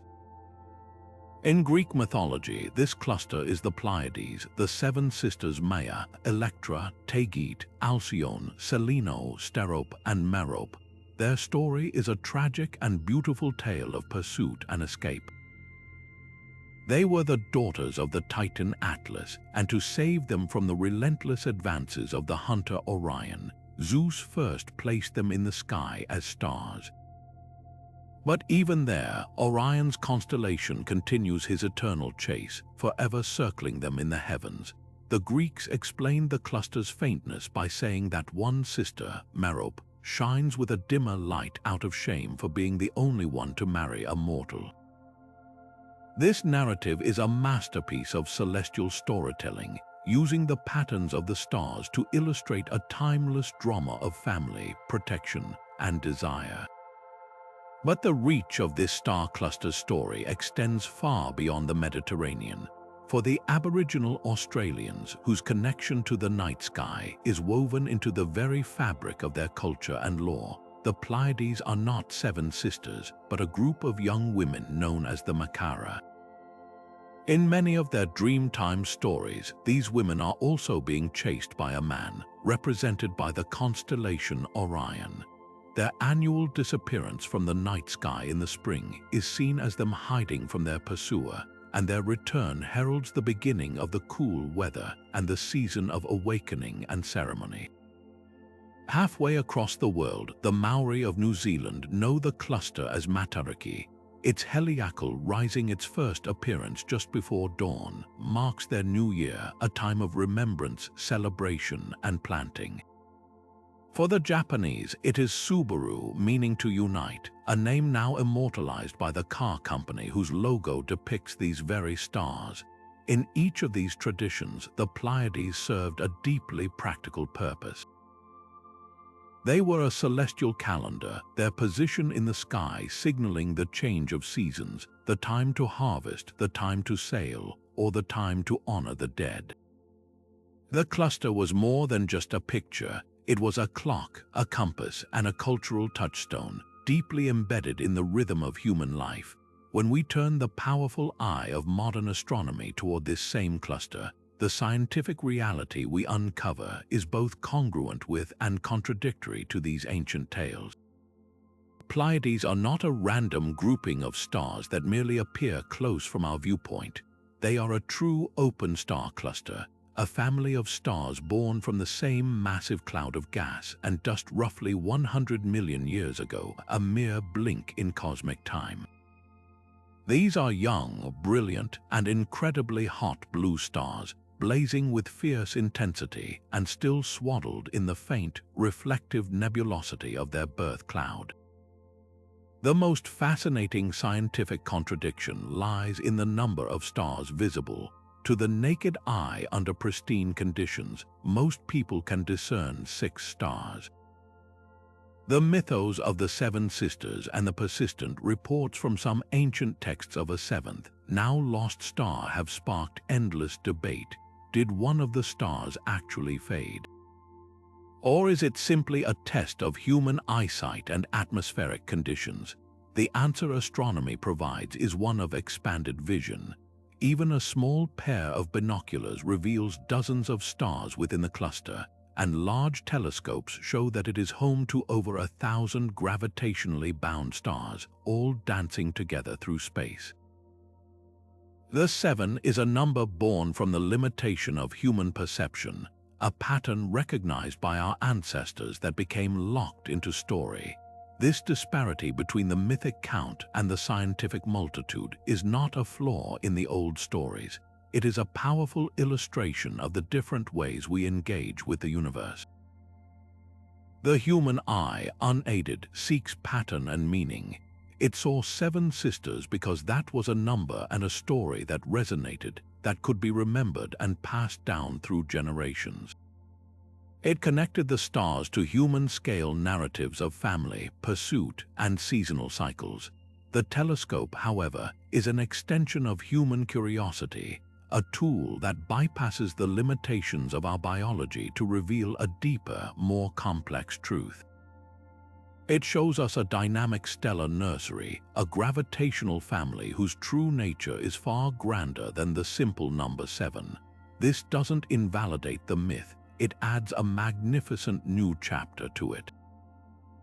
We can now look at the Pleiades and appreciate both the beautiful story of the sisters fleeing Orion and the incredible reality of a young star cluster, blazing with the energy of its youth, its light reaching us across 100 light-years of space. One view connects us to our past and our shared human impulse for story. The other connects us to the physical cosmos and our relentless drive to understand it. Together, they offer a complete picture, proving that our connection to the stars is not diminished by learning their secrets, but is infinitely enriched, allowing us to hold both the poetry of the past and the precision of the present in a single, wondrous glance. For thousands of years, humanity's understanding of the sky above was not one of endless, empty space, but of a structured and solid architecture. One of the most enduring and widespread concepts from ancient cosmology is the idea of the firmament, a literal, physical dome arching over the flat Earth, separating the chaotic waters above from the habitable world below. This vision is vividly described in the biblical book of Genesis, where God creates a rakia, a Hebrew word often translated as firmament or expanse, to divide the waters, with the sun, moon, and stars set within this solid dome. This was not a unique idea to the Hebrews. It echoed throughout the ancient Near East. The Egyptians saw the sky as the goddess Nut, her star-adorned body arched over the earth god, Geb. The Mesopotamians envisioned a series of heavenly domes made from different precious stones. This model of the cosmos was a triumph of human imagination, an attempt to create order from chaos. It explained where rain came from the opening of windows of heaven in the solid dome, and provided a comforting sense of enclosure, placing humanity securely under a protective, albeit mysterious, ceiling. The sky wasn't an abstract void, it was a tangible part of a crafted world, a ceiling for the great cathedral of creation. This deeply ingrained cosmological model, however, could not withstand the relentless advance of scientific inquiry. The first major crack in the firmament appeared when Galileo Galilei turned his telescope toward the heavens. He saw mountains on the moon and moons orbiting Jupiter, imperfections and movements that were utterly incompatible with the idea of perfect, fixed celestial bodies embedded in a rotating crystalline sphere. Later, as our understanding of physics and optics grew, the concept of a solid dome became physically impossible. We came to understand that space is not a barrier but a near-perfect vacuum, an almost empty expanse where sound cannot travel and where there is nothing solid to hold up the stars. The distances themselves became a form of demolition. The stars are not tiny lamps fixed to a dome a short distance away. They are other suns scattered across light years of emptiness. The final, definitive blow to the literal firmament came when we literally broke through it. The first rockets piercing the upper atmosphere, followed by satellites and astronauts, encountered no crystalline barrier, no waters above. They found only the gradual thinning of air into the profound silence and blackness of space. The firmament, as a physical reality, vanished. Yet, to declare the firmament myth simply disproved is to miss its profound and enduring cultural power. While its literal truth has been dissolved by evidence, its poetic and linguistic legacy is everywhere. We still look up and refer to the heavens, a term that inherently carries a sense of upward hierarchy and sacred space. We speak of the azure dome of the sky or a canopy of stars, using the language of architecture to describe the intangible. This persistence reveals a fascinating truth about the human mind. We are natural-born pattern seekers and metaphor makers. The firmament was a powerful metaphor that made the cosmos comprehensible and meaningful on a human scale. It provided a framework for understanding our place in the universe, a framework that was visually intuitive and theologically satisfying. The contradiction here is not necessarily between truth and falsehood, but between two different ways of constructing meaning, one through empirical, evidence-based models, and the other through symbolic, narrative-based frameworks. This leaves us with a rich and nuanced perspective, A strictly literal interpretation of ancient cosmological myths like the firmament inevitably conflicts with the empirical models built by centuries of scientific observation. To insist on a solid dome in the face of orbital mechanics and space travel is to reject reality. However, to dismiss these myths as merely false is to ignore their value as profound cultural and poetic artifacts. They represent humanity's first brave attempt to map the cosmos, to answer the fundamental questions of where we are and what surrounds us. The firmament myth speaks to a universal human experience. When we look up, we do not perceive infinite depth. We perceive a bowl, a dome, a ceiling. Science corrects that perception, but it does not erase the feeling. The two can coexist when we allow the myth to function as metaphor. The dome of the sky is not a physical description, but a poetic one that captures the immersive, encompassing experience of standing under a starry night. The heavens are not a place above a barrier, but a powerful symbol of the vast, mysterious unknown that has always inspired both awe and inquiry.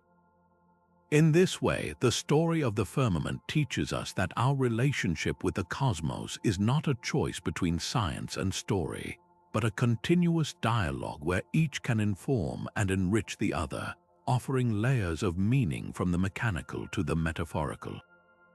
Imagine the shock and awe felt by sky watchers in the year 1054 when a point of light, brighter than Venus and visible even in the daytime for weeks, suddenly blazed into existence in the constellation of Taurus. To the court astronomers of the Song dynasty in China, this was no ordinary star. They meticulously recorded it as a guest star, a celestial visitor whose appearance was a direct omen from the heavens, often foretelling the death of an emperor or a significant shift in the cosmic order. This brilliant new star, which we now know was the supernova that created the Crab Nebula, was seen across cultures. Native American petroglyphs in the American Southwest may depict it, and Arabic astronomers also noted its terrifying splendor. In a world where the fixed stars were seen as eternal and unchanging, the sudden, violent appearance of such a brilliant object could only be interpreted as a divine message, a temporary but potent sign of disruption in the perfect, immutable celestial sphere, a warning or a promise written in fire. The scientific truth behind these awe-inspiring events is far more cataclysmic and ultimately far more meaningful than any omen. A supernova is not a new star being born, but the spectacular death throes of an old one. It is the final, violent act in the life cycle of a massive star, a cosmic detonation of almost unimaginable power. When a star many times more massive than our Sun exhausts the nuclear fuel in its core, the outward pressure created by fusion can no longer hold back the immense crush of gravity. In a fraction of a second, the star's core collapses, triggering a shock wave that blasts the star's outer layers into space at nearly a tenth the speed of light. For a brief moment, this single dying star can outshine its entire host galaxy, releasing more energy than our Sun will over its entire 10 billion-year lifetime. This is the reality behind the guest star of 1054, not a polite visitor, but the universe's most powerful firework, the funeral pyre of a sun. This shift in understanding does something extraordinary. It transforms a supernova from a symbol of fear into the very source of our existence. The key lies in the physics of that incredible explosion. The furnaces of normal stars forge heavier elements like carbon and oxygen, but it takes the unbelievable temperatures and pressures of a supernova to create the elements essential for life and technology. The iron in our blood, the calcium in our bones, the silicon in our planet's crust, and the gold in our jewelry. In its final moments, a dying star acts as a colossal cosmic forge, creating these elements and then scattering them across interstellar space in a vast, expanding cloud of enriched debris. This stellar material, mixed with primordial hydrogen and helium, eventually coalesces into new stars, planets, and ultimately us. The famous astronomer Carl Sagan's declaration that we are made of star stuff is not a poetic metaphor, it is a literal scientific fact. Every atom in our bodies heavier than hydrogen was once forged in the heart of a long-dead star and scattered across the galaxy by a supernova explosion. This recontextualization represents one of the most beautiful and humbling contradictions in our celestial journey. The ancient astrologer looking up at the guest star saw a portent of change, a sign of disruption and endings. The modern astrophysicist looking at the same event in the historical record, or at the beautiful Crab Nebula it left behind, sees the exact opposite, a promise of renewal and a symbol of profound connection. The supernova is not an end but a beginning. It is the mechanism by which the universe is seeded with the ingredients for new solar systems and potential life.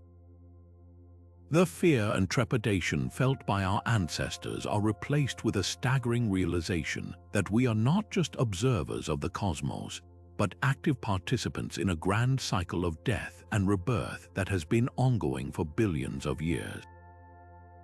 The omen that might have signaled an emperor's demise is now understood as the very reason that emperor and all of us could exist at all.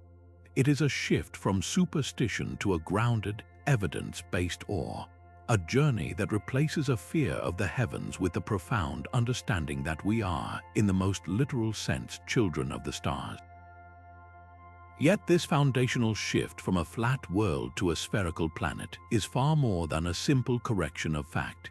It represents a profound transformation in the very process of how we know what we know.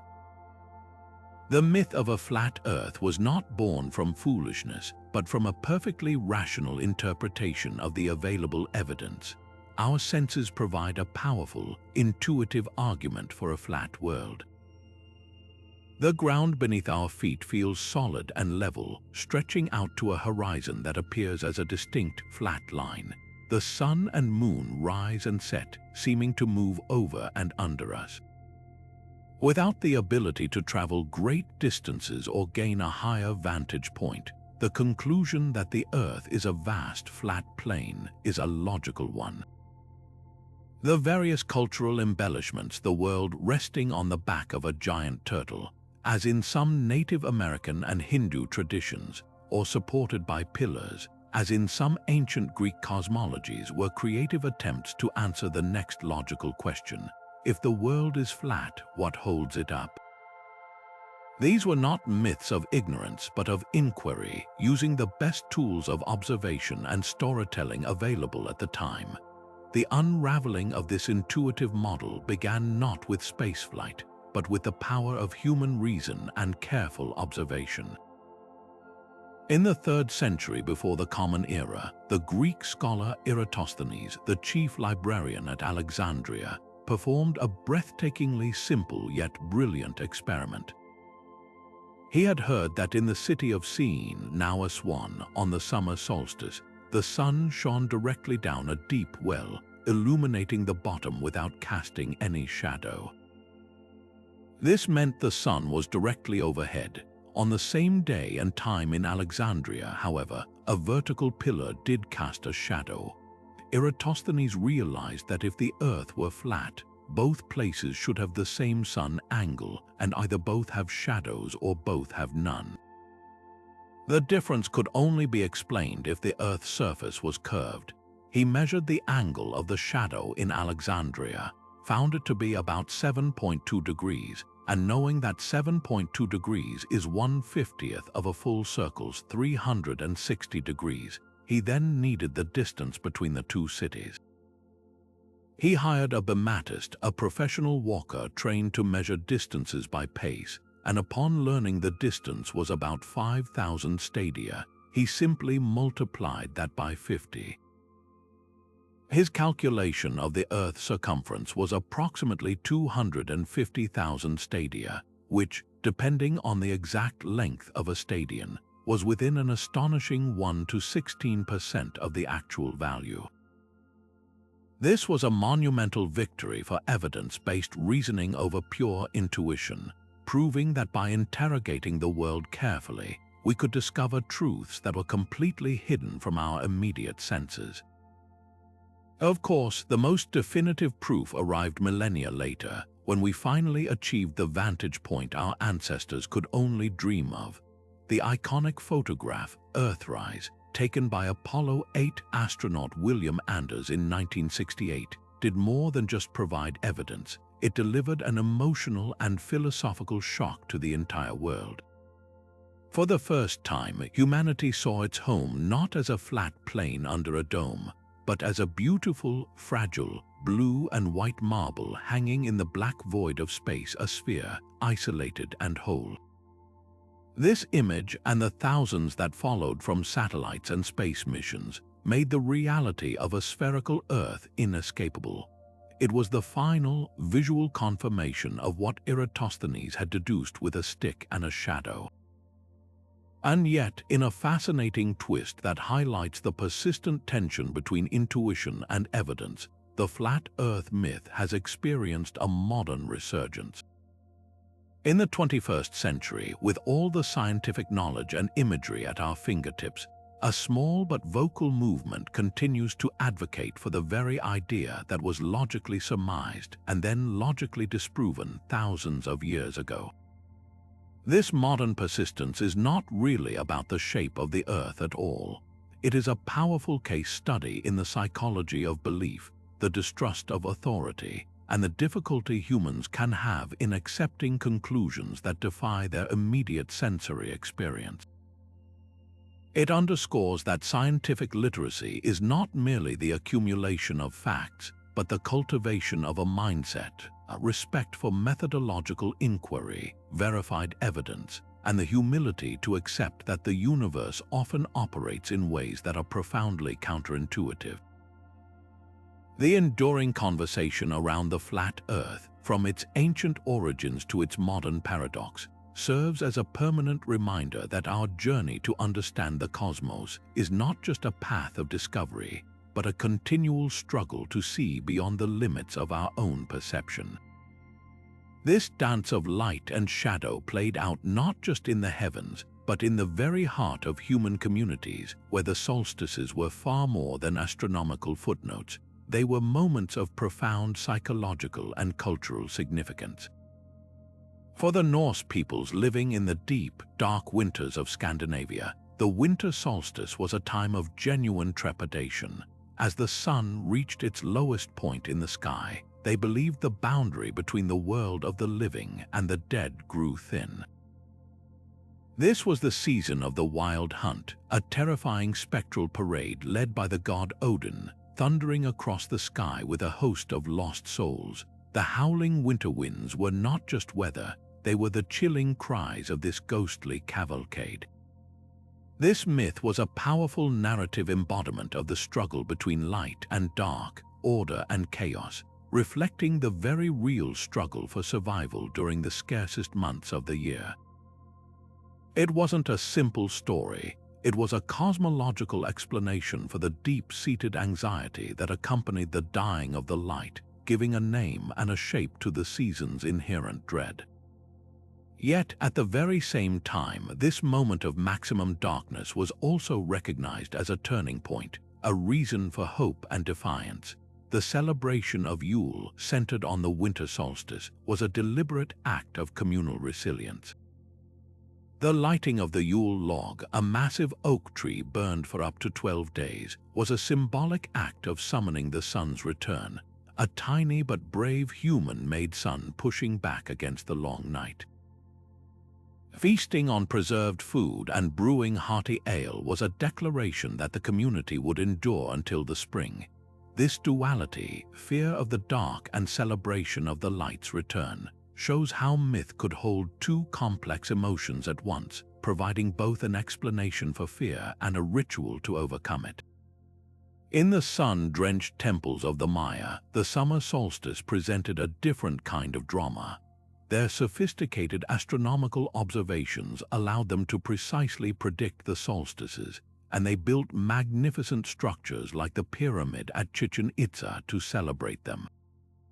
During these alignments, the play of light and shadow would create the illusion of a serpent slithering down the temple steps, symbolizing the descent of the feathered serpent god Kukulkan. Here, the myth was not one of fear, but of divine connection and celestial order, a moment when the architecture itself seemed to bridge the gap between the earthly and the heavenly, affirming the god's presence in the perfectly timed cycles of the sun. The scientific explanation for these pivotal moments strips away the supernatural actors but reveals a cosmic mechanism of elegant simplicity.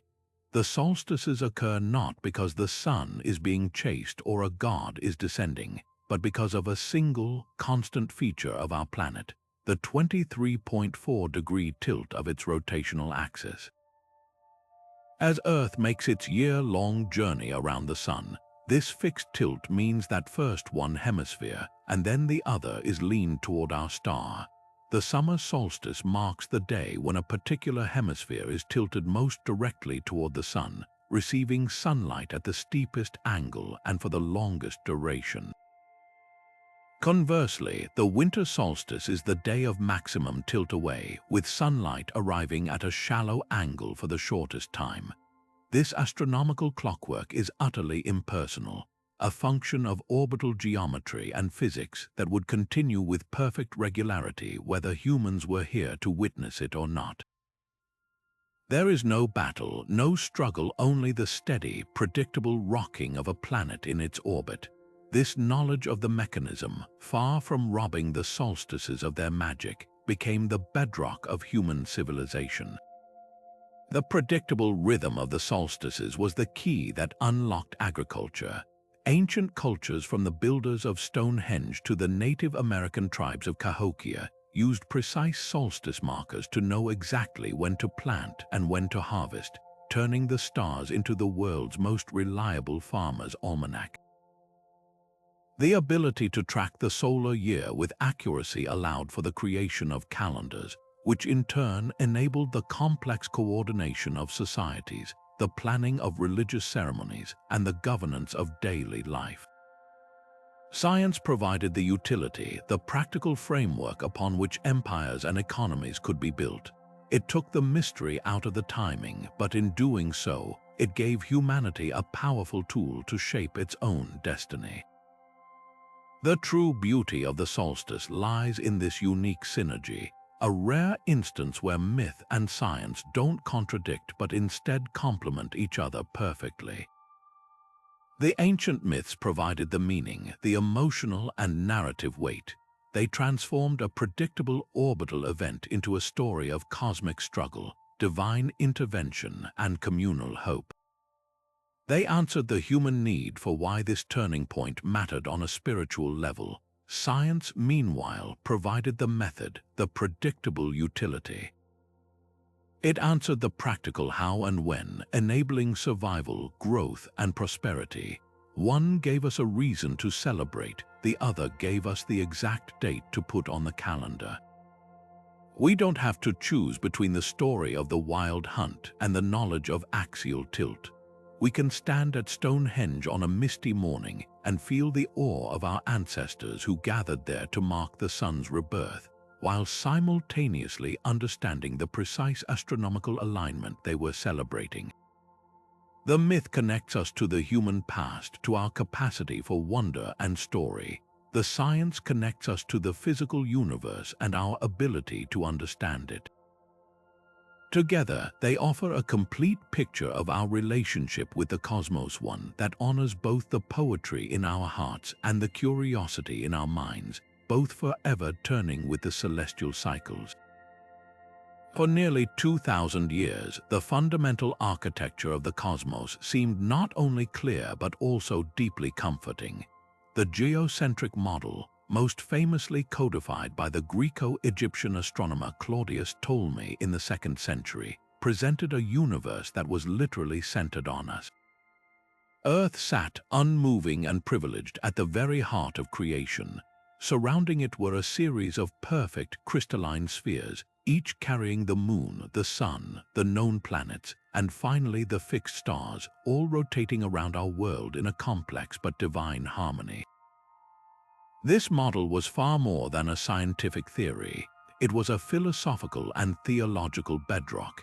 It perfectly aligned with the prevailing myths of human importance, placing our home at the epicenter of God's attention and the celestial dance.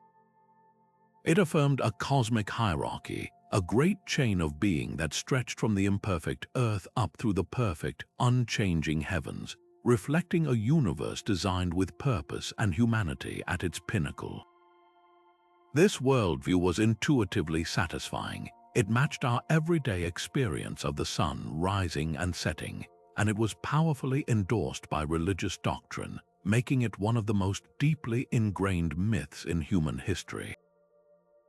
The shattering of this cosmic egg, beginning in the 16th century, was one of the most profound and disruptive intellectual revolutions our species has ever experienced.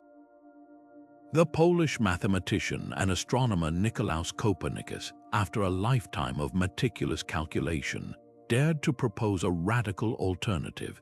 In his seminal work on the revolutions of the heavenly spheres, he argued that the math simply worked better if you placed the sun at the center. His heliocentric model was a staggering demotion for Earth and, by extension, for humanity. We were no longer the stationary stage for the universe. We were just another planet, the third rock from the sun, spinning on an axis and hurtling through space in an annual orbit. Copernicus, perhaps wary of the backlash, published his theory on his deathbed, but the genie was out of the bottle. The Italian polymath Galileo Galilei, armed with his newly built telescope, provided the observable evidence that made the Copernican model undeniable. He saw mountains on our moon, proving the heavens were not perfect spheres. He discovered 4 moons orbiting Jupiter, a clear example that not everything revolved around Earth. He observed the phases of Venus, which could only be explained if it was orbiting the sun. The telescope became not just a tool of discovery, but a weapon against a 2-millennia-old myth. The backlash was swift and severe because the challenge was not merely astronomical, it was deeply heretical. To remove Earth from the center was to seemingly remove humanity from the center of God's plan. It contradicted a literal reading of scriptures that spoke of the sun standing still and the foundations of the world that cannot be moved. The Catholic Church, seeing its authority over the cosmological order threatened, placed Copernicus's work on the Index of Forbidden Books, and in 1633, the Roman Inquisition forced Galileo to recant his findings under threat of torture, sentencing him to house arrest for the remainder of his life. His famous muttered rebellion, "And yet it moves, whether he truly said it or not," captures the essence of the conflict. Empirical evidence, once seen, cannot be unseen by force of doctrine. This was the ultimate clash between a myth that provided comfort, order, and meaning, and a scientific truth that was inconvenient, disruptive, and humbling. The long-term philosophical adjustment forced by this shift in perspective cannot be overstated. The Copernican principle, the idea that Earth does not occupy a privileged central position in the universe, has become a cornerstone of modern science. It is a lesson in cosmic humility that has been applied again and again. We discovered our sun is not the center of the galaxy, but resides in a quiet suburban arm of the Milky Way. We learned our galaxy is just one of billions in an expanding universe that has no center at all. Each step has further decentered us, revealing a vast, impersonal cosmos that operates according to physical laws, not human-centric stories. This demotion, however, is not a story of loss but one of liberation. While it dismantled the comfortable, mythic universe of our ancestors, it replaced it with a cosmos of breathtaking scale and majesty. It invited us to understand the universe on its own terms, not ours. it expanded our perspective from a small, enclosed world to an infinite stage of discovery. The journey from a geocentric to a heliocentric universe was more than a change of coordinates. It was the moment we began our true growing up, trading the security of a myth that placed us at the center for the thrilling, humbling, and infinitely more wonderful reality of our place in a cosmos not made for us, but of which we are a beautifully small and conscious part. From the ashes it rises, a blaze of crimson and gold, reborn anew to live another life cycle. This is the legend of the phoenix, a mythical bird found in the lore of ancient Egypt, Greece, and beyond, that periodically immolates itself only to emerge from its own ashes, youthful and vibrant once more. It is a powerful, enduring symbol of resurrection, renewal, and the inextricable link between death and new beginnings. This captivating story, told and retold for millennia, feels like pure fantasy, a beautiful metaphor crafted to soothe our fear of endings. But what if this myth is more than just a comforting story? What if, in its own poetic way, it somehow foreshadowed one of the most fundamental and awe-inspiring processes in all of astrophysics, the very life cycle of the stars themselves? The scientific parallel is nothing short of breathtaking. Consider the fate of a massive star, many times larger than our own sun. For millions of years, it burns bright, fusing hydrogen into helium in its core, a process that creates the energy and light that makes life possible on worlds like ours. But this cannot last forever. Eventually, the star exhausts its nuclear fuel. The outward pressure from fusion can no longer counter the star's immense gravity, and the core begins to collapse. In a final, cataclysmic act of self-destruction, the star explodes in a supernova, one of the most violent events in the universe, briefly outshining its entire host galaxy. To an ancient observer, this would have looked very much like a star burning itself to death in a brilliant, fiery display. But this is not the end. This stellar death is in fact a necessary act of cosmic creation. The incredible temperatures and pressures within the supernova forge the heavier elements of the periodic table. The carbon in our cells, the oxygen we breathe, the iron in our blood, and the gold in our jewelry.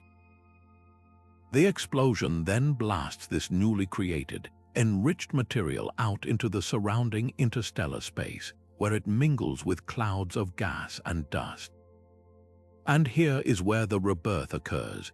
This recycled stardust, this cosmic ash from a dead star, becomes the raw material for a new generation of stars, planets, and ultimately, living beings.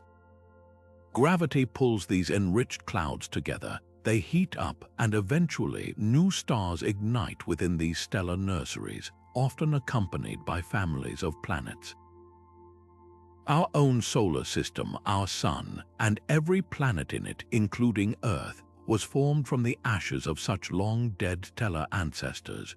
We are literally, physically, made of stardust, the reborn remnants of phoenix-like stars that lived and died billions of years ago. The myth of the phoenix, in its most profound sense, is the story of our own cosmic origin. This is a rare and beautiful instance where the line between myth and science doesn't represent a stark contradiction, but a stunning convergence. The ancient storytellers who envisioned a cyclically reborn bird were not doing bad science. They were intuiting a deep truth about the natural world through the language of symbol and narrative. They observed the cycles all around them, the setting and rising sun, the death of winter and the rebirth of spring, the decay of old life that nourishes the new, and they projected this universal pattern of death and renewal onto the grandest canvas they could imagine, the heavens themselves. They encoded a fundamental principle of the universe into a story, a principle that science would later confirm with telescopes and spectrographs. The phoenix is not a literal description of a star. but it is a powerful metaphorical prefiguration of stellar evolution. It suggests that the human imagination, when grappling with the mysteries of existence, can sometimes arrive at poetic truths that resonate with empirical realities yet to be discovered. It shows us that our oldest stories are not merely fantasies to be outgrown, but can be seen as different ways of knowing, as maps of understanding that, while not literally factual, can point toward profound factual truths about the magnificent, cyclical, and reborn universe we are so privileged to inhabit. The word itself is a relic of a bygone era, a fossil of belief embedded in our language, lunatic. It derives directly from Luna, the Roman moon goddess, and for centuries it was not just an insult but a genuine medical and legal term. It described a specific kind of insanity thought to be triggered or worsened by the phases of the moon, a notion that police officers, nurses, and emergency room doctors will sometimes anecdotally affirm even today, reporting more erratic behavior and strange calls during the time of the full moon.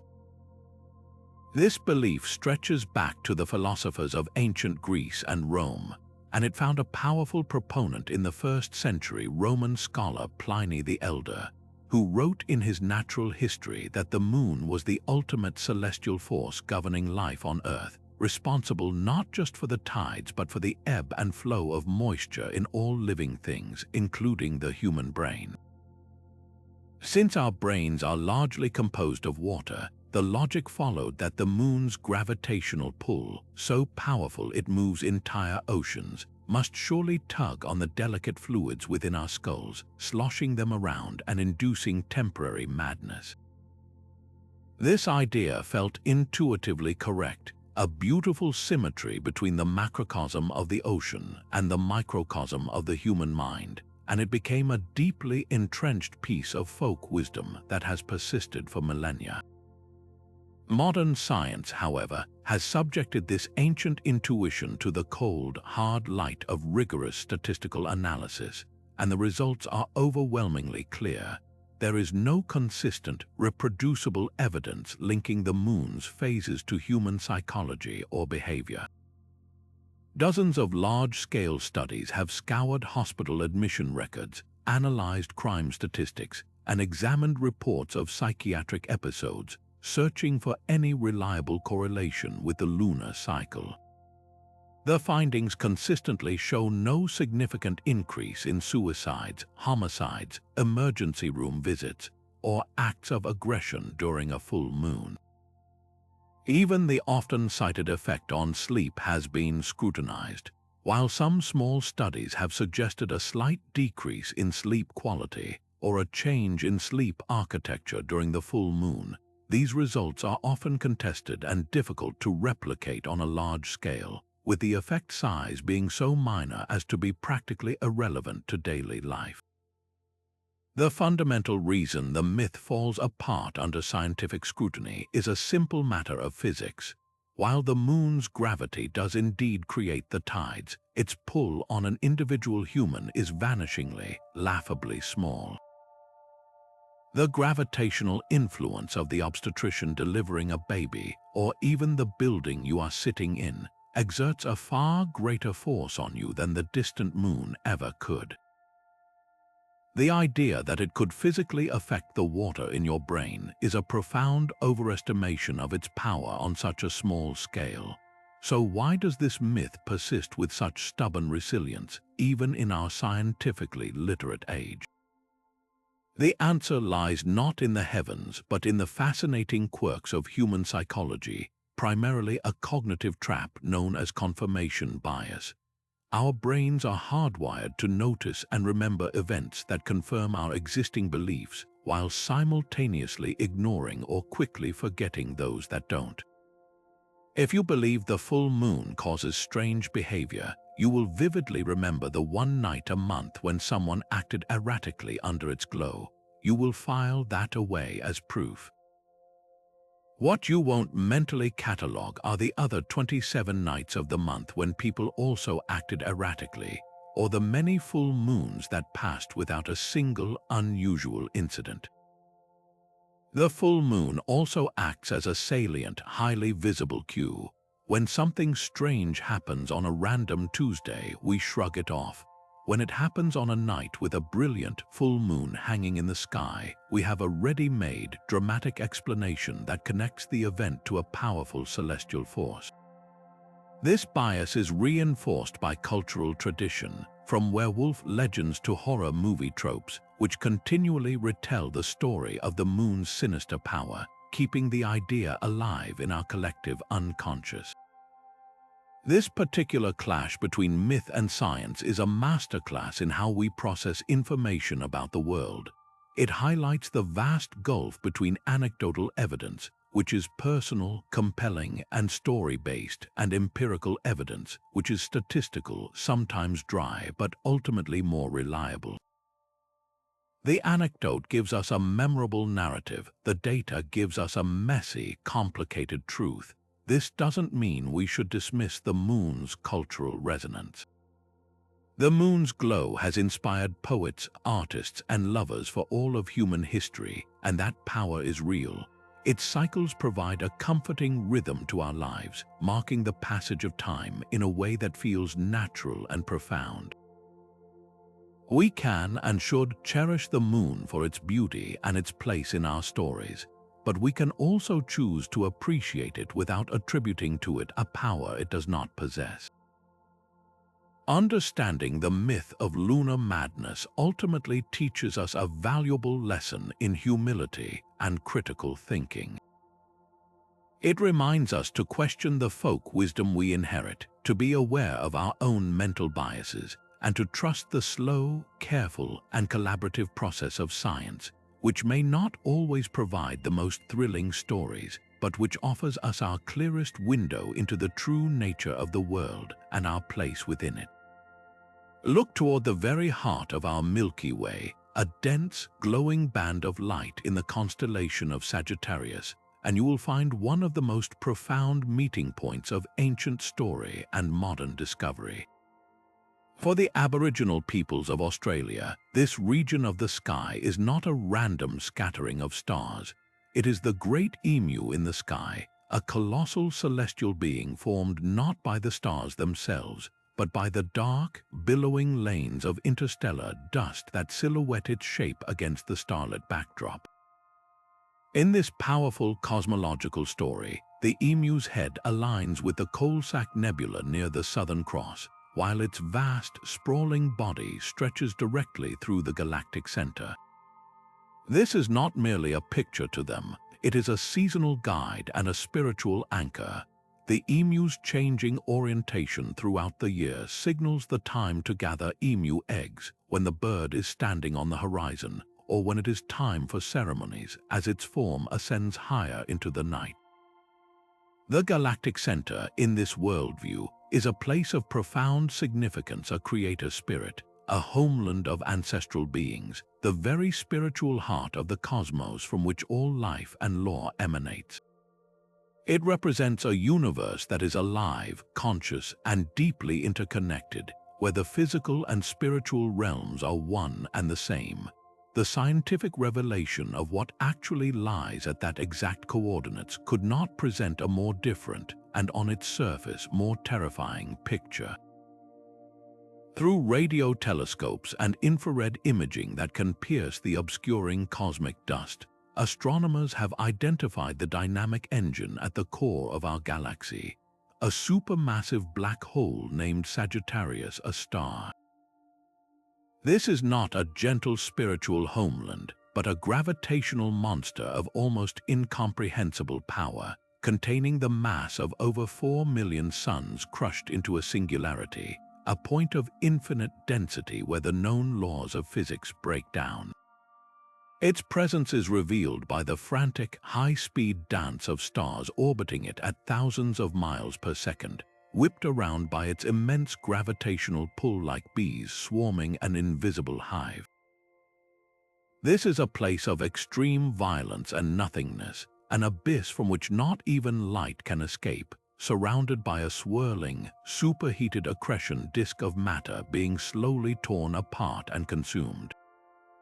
Where myth saw a creator and a spiritual home, science initially saw the ultimate destroyer, a cosmic vacuum cleaner lurking in the dark heart of our island universe. This stark contrast between a sacred homeland and a voracious gravitational pit seems like the ultimate contradiction, a complete and total overturning of the old stories. But a deeper look reveals a fascinating and unexpected convergence on a single, unifying theme: absolute power and centrality. Both the ancient myth and the modern astrophysical model identify this specific point as the most important, dynamic, and governing force in the entire galaxy. The Aboriginal stories understood the galactic center as the source of creation and the anchor of cosmic law. Science now tells us that Sagittarius, a star, is precisely that, just in a physical, mechanical sense. This supermassive black hole is the gravitational keystone of the entire Milky Way. Its immense mass dictates the orbits of billions of stars, including our own Sun, which hurtles around it once every 230 million years. It is the central pivot around which our entire galaxy spins, the engine that shapes its structure and governs its motion. Without this anchor, our galaxy as we know it would not exist. Therefore, the scientific reality does not so much negate the myth as it adds a staggering new layer of awe to it. We can now look toward the galactic center and hold both ideas in our mind at once. We can honor the ancient wisdom that recognized this region as the central, powerful heart of the cosmos, while simultaneously marveling at the newly understood nature of that heart. It is not a gentle place of light, but a dark, silent monarch whose rule is enforced by gravity itself. The spiritual heart is also a physical engine. The homeland of the ancestors is also a gravitational monster. This duality allows for a richer, more nuanced appreciation of the universe, one where the poetry of the emu in the sky can coexist with the physics of a supermassive black hole, each offering a different but equally valid language for describing the profound power and mystery that lies at the very center of our galactic home. For the great philosophers of antiquity, gazing up at the night sky offered a vision of sublime and eternal perfection. Aristotle, perhaps the most influential thinker of them all, drew a fundamental distinction between the sublunar world, the realm of Earth beneath the moon, and the celestial realm above it. Down here on Earth, he observed, everything was in a state of flux, corruption, and decay. Mountains erode, metals rust, living things are born and die. It was a world of chaos and imperfection, but the heavens, by stark contrast, appeared utterly immutable. The stars were fixed in their patterns, the planets moved in perfect circular orbits, and nothing ever seemed to change. This wasn't just an observation, it was a core philosophical and theological principle. The heavens were made of a fifth, perfect element called ether, a substance immune to the decay and change that plagued our earthly domain. This concept of an unchanging, harmonious cosmos provided a profound sense of order and stability. It suggested a universe governed by perfect mathematical laws, a divine clockwork that operated with a beauty and consistency that the messy Earth could never hope to achieve. This ideal of celestial perfection became deeply embedded in Western thought for nearly 2 millennia, a comforting myth that placed a perfect, eternal vault over our imperfect, transient world. The dismantling of this beautiful illusion began not with a grand theory, but with a single, startling observation in the year 1572. A brilliant new star, visible even in the daytime, suddenly appeared in the constellation Cassiopeia. This was a supernova, the violent death of a star, and it was witnessed by the Danish astronomer Tycho Brahe. Here was an undeniable change in the supposedly immutable heavens, a star that simply had not been there before and which slowly faded over time.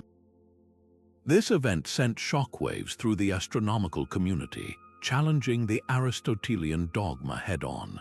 The final death knell for the myth of a static heaven came with the advent of the telescope. When Galileo turned his instrument toward the sun, he saw dark blemishes, sunspots moving across its surface, proving even our parent star was imperfect and changeable. He saw mountains and craters on the moon, a world that was clearly not a smooth, perfect sphere of ether. Each new observation chipped away at the ancient ideal, revealing a cosmos that was not a placid, eternal painting, but a dynamic and evolving scene. Modern astronomy has completely overthrown the notion of celestial harmony, replacing it with a universe of breathtaking and often violent dynamism. We now know that stars are not eternal fixtures but have life cycles. They are born in colossal clouds of gas and dust, like the Orion Nebula. They live out their lives fusing elements in their cores, and they die in spectacular explosions or as fading embers. Our own galaxy, the Milky Way, is on a collision course with the neighboring Andromeda galaxy, a slow-motion dance that will utterly reshape both systems billions of years from now. The universe itself is not static but expanding at an accelerating rate, a discovery that earned a Nobel Prize and points to a future of increasing isolation and darkness. The ultimate symbol of this cosmic violence is the gamma-ray burst, a hypernova explosion so powerful that it can release more energy in a few seconds than our Sun will in its entire 10 billion-year lifetime, a beacon of destruction visible across the universe.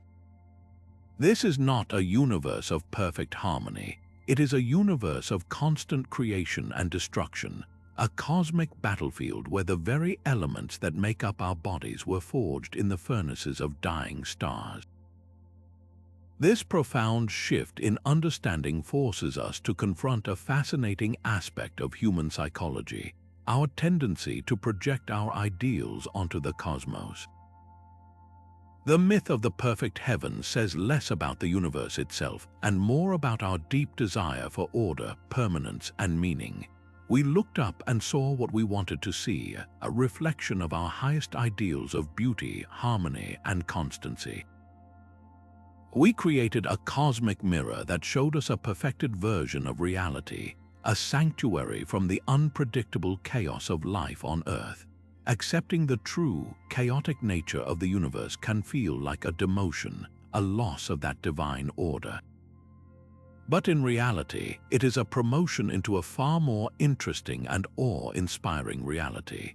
The knowledge that we are living in a dynamic, evolving cosmos deepens our appreciation for our own place within it. We are not inhabitants of a static stage, but participants in an epic story that has been unfolding for 13.8 billion years. The violence of a supernova is not meaningless chaos. It is the very mechanism that scatters the stardust from which new planets and life can form.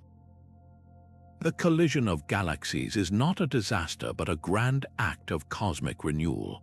By letting go of the idealized myth of perfect harmony, we open ourselves to the true, magnificent, and humbling drama of the real universe, a story of constant change, of breathtaking beauty born from unimaginable violence, and of our own intimate connection to this grand, unfolding process. In the epic tales of the Norse, the gods did not reside in some distant, unreachable heaven, but in a tangible fortress called Asgard, connected to the world of mortals by a breathtaking, tremulous bridge known as Bifrost. This was no ordinary structure of wood and stone. It was a burning rainbow, a bridge of flickering fire and shimmering color, guarded by the watchful god Heimdall. Its primary purpose was both practical and profound. It was the pathway for the gods to descend to our world, Midgard, and for chosen heroes to ascend to the halls of the divine. But Bifrost was more than just a celestial overpass. It was a powerful symbol of connection, a fragile yet magnificent link between the human and the divine, between the earthly and the cosmic. This mythic imagery of a bridge to the stars is not unique to the Vikings. Across cultures and centuries, we find this same yearning for a pathway to the heavens. In some interpretations, the Vikings themselves saw the ethereal band of the Milky Way not just as a river of light, but as the very embodiment of Bifrost arching across the night sky. Other traditions, from various indigenous cultures to modern fantasy, have envisioned similar concepts: a ladder, a staircase, or a beam of light that allows for passage to another realm. This recurring motif speaks to a fundamental human desire, a deep-seated need to believe that the vast, intimidating gulf between us and the stars is not entirely impassable, that there is a way across. The scientific explanations for these two celestial phenomena, the rainbow and the galaxy, are, on the surface, a complete dismantling of this beautiful myth. A rainbow is not a physical bridge made of fire and light. It is a spectacular illusion, a masterpiece of optical physics that occurs when sunlight encounters millions of falling raindrops. Each individual droplet acts like a tiny prism, bending the white light and separating it into its constituent colors through a process called refraction, then reflecting it back toward our eyes. The rainbow's arc is simply a matter of geometry. We see it at a precise angle of 42 degrees away from the shadow of our own head. It has no physical substance. You cannot approach its end or walk upon it. Similarly, the Milky Way is not a pathway or a river in the sky. It is the combined glow of hundreds of billions of distant stars that form the disk of our spiral galaxy, which we view from within, edge on. It is not a road to be traveled, but a vast city of stars, so distant that their individual lights blur into a soft, continuous glow. Science reveals these wonders to be impersonal, mechanical processes of light and gravity, breathtaking in their own right, but utterly devoid of the intention and accessibility promised by the myth. And yet, to declare the myth of Bifrost invalidated by this knowledge is to miss its profound and enduring power. While the literal, burning rainbow bridge does not exist, the metaphorical journey it represents is more alive today than ever before. The human impulse that created Bifrost, the relentless curiosity, the burning desire to reach beyond our world, to cross the void and touch the unknown, that impulse did not die with the telescope. It was supercharged by it. The myth provided the inspiration, the dream of the journey, and science, in a beautiful twist, has provided the means. Our modern Bifrost is not made of fire and light, but of mathematics, physics, and engineering. It is the rocket that carries the rover to Mars, the telescope that peers back to the dawn of time, and the radio signal that carries our greetings into the deep. The Viking longships that once braved the unknown Atlantic Ocean have been replaced by interstellar probes like Voyager and New Horizons, which have physically crossed the threshold of our solar system and are now sailing the true cosmic ocean, carrying artifacts of our culture into the void. We are building our own bridges, not out of magic, but out of metal, code, and human ingenuity, fulfilling the ancient yearning that the myth of Bifrost so perfectly captured. This is the true legacy of such celestial stories. They are not failed science to be discarded, but the primordial fuel for our ambition. They give a name and a shape to our deepest aspirations long before we have the tools to achieve them. The mythmakers who looked at the rainbow and saw a bridge to the gods were articulating a hope, a question. What if we could go there? Science has given us the answer, not by closing the door on the question, but by showing us how to build the bridge ourselves. The journey is no less magical for being understood. In fact, it becomes more so because we are no longer passive dreamers waiting for the gods to grant us passage. We are the engineers of our own destiny, actively constructing the means to make the mythical journey a reality. The story of Bifrost teaches us that the line between myth and science is not a wall but a continuum. one that begins with a dream painted in the sky and culminates in a spacecraft silently cruising among the stars. Perhaps one of the most beautiful and universal symbols for creation found across human cultures is that of the cosmic egg. In the ancient Hindu text, the Rig Veda, written over 3,000 years ago, the universe begins with a golden egg, Hiranyagarbha, floating in the void of non-existence. From this single, perfect vessel, the entirety of creation is said to have emerged: the heavens and the earth, the gods and all living things.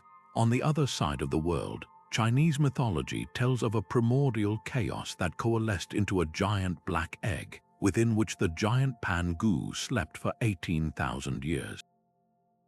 Upon awakening, he broke the shell, with the lighter parts rising to form the sky and the heavier parts sinking to form the earth. Similar stories echo from ancient Egypt to Finland, from the Pacific Islands to the Greek Orphic traditions. This recurring image is no mere coincidence. The egg is a perfect, self-contained symbol of potential, of life held in suspension, containing within itself all the necessary components for something entirely new and magnificent to emerge. It represents a beginning that is both contained and infinite, a single point of origin that holds the promise of everything. It is nothing short of astonishing, then, that when we turn to the leading scientific theory of our universe's origin, we find ourselves confronted with an image that is hauntingly similar. The Big Bang Theory does not describe an explosion in space, but rather the rapid expansion of space itself from a state of unimaginable density and temperature, a primordial singularity. Scientists often describe this initial state as a cosmic egg, a seed of spacetime containing all the energy and matter that would ever exist, poised to unfurl into the vast cosmos we inhabit today. The moment of the Big Bang is the moment this egg hatched, not into a chick, but into the fundamental forces of nature, particles, and eventually, galaxies and stars. The parallels are so striking that they feel almost poetic. The mythic imagery of a single point of origin, containing the entire universe in potential, finds a powerful and unexpected resonance in the mathematical equations of modern cosmology. This is a celestial contradiction of a very different kind. Here, the clash is not between a wrong story and a right one, but between two profoundly different languages attempting to describe the same ineffable mystery, the beginning of everything. The ancient myths used the language of symbol and story.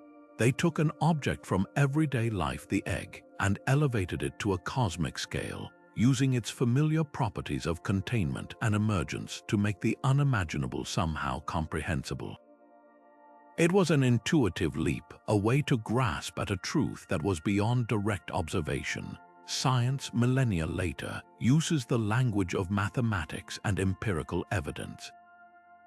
Through the observation of redshifted galaxies and the discovery of the cosmic microwave background radiation, it has built a rigorous, testable model that points back to a definite starting point.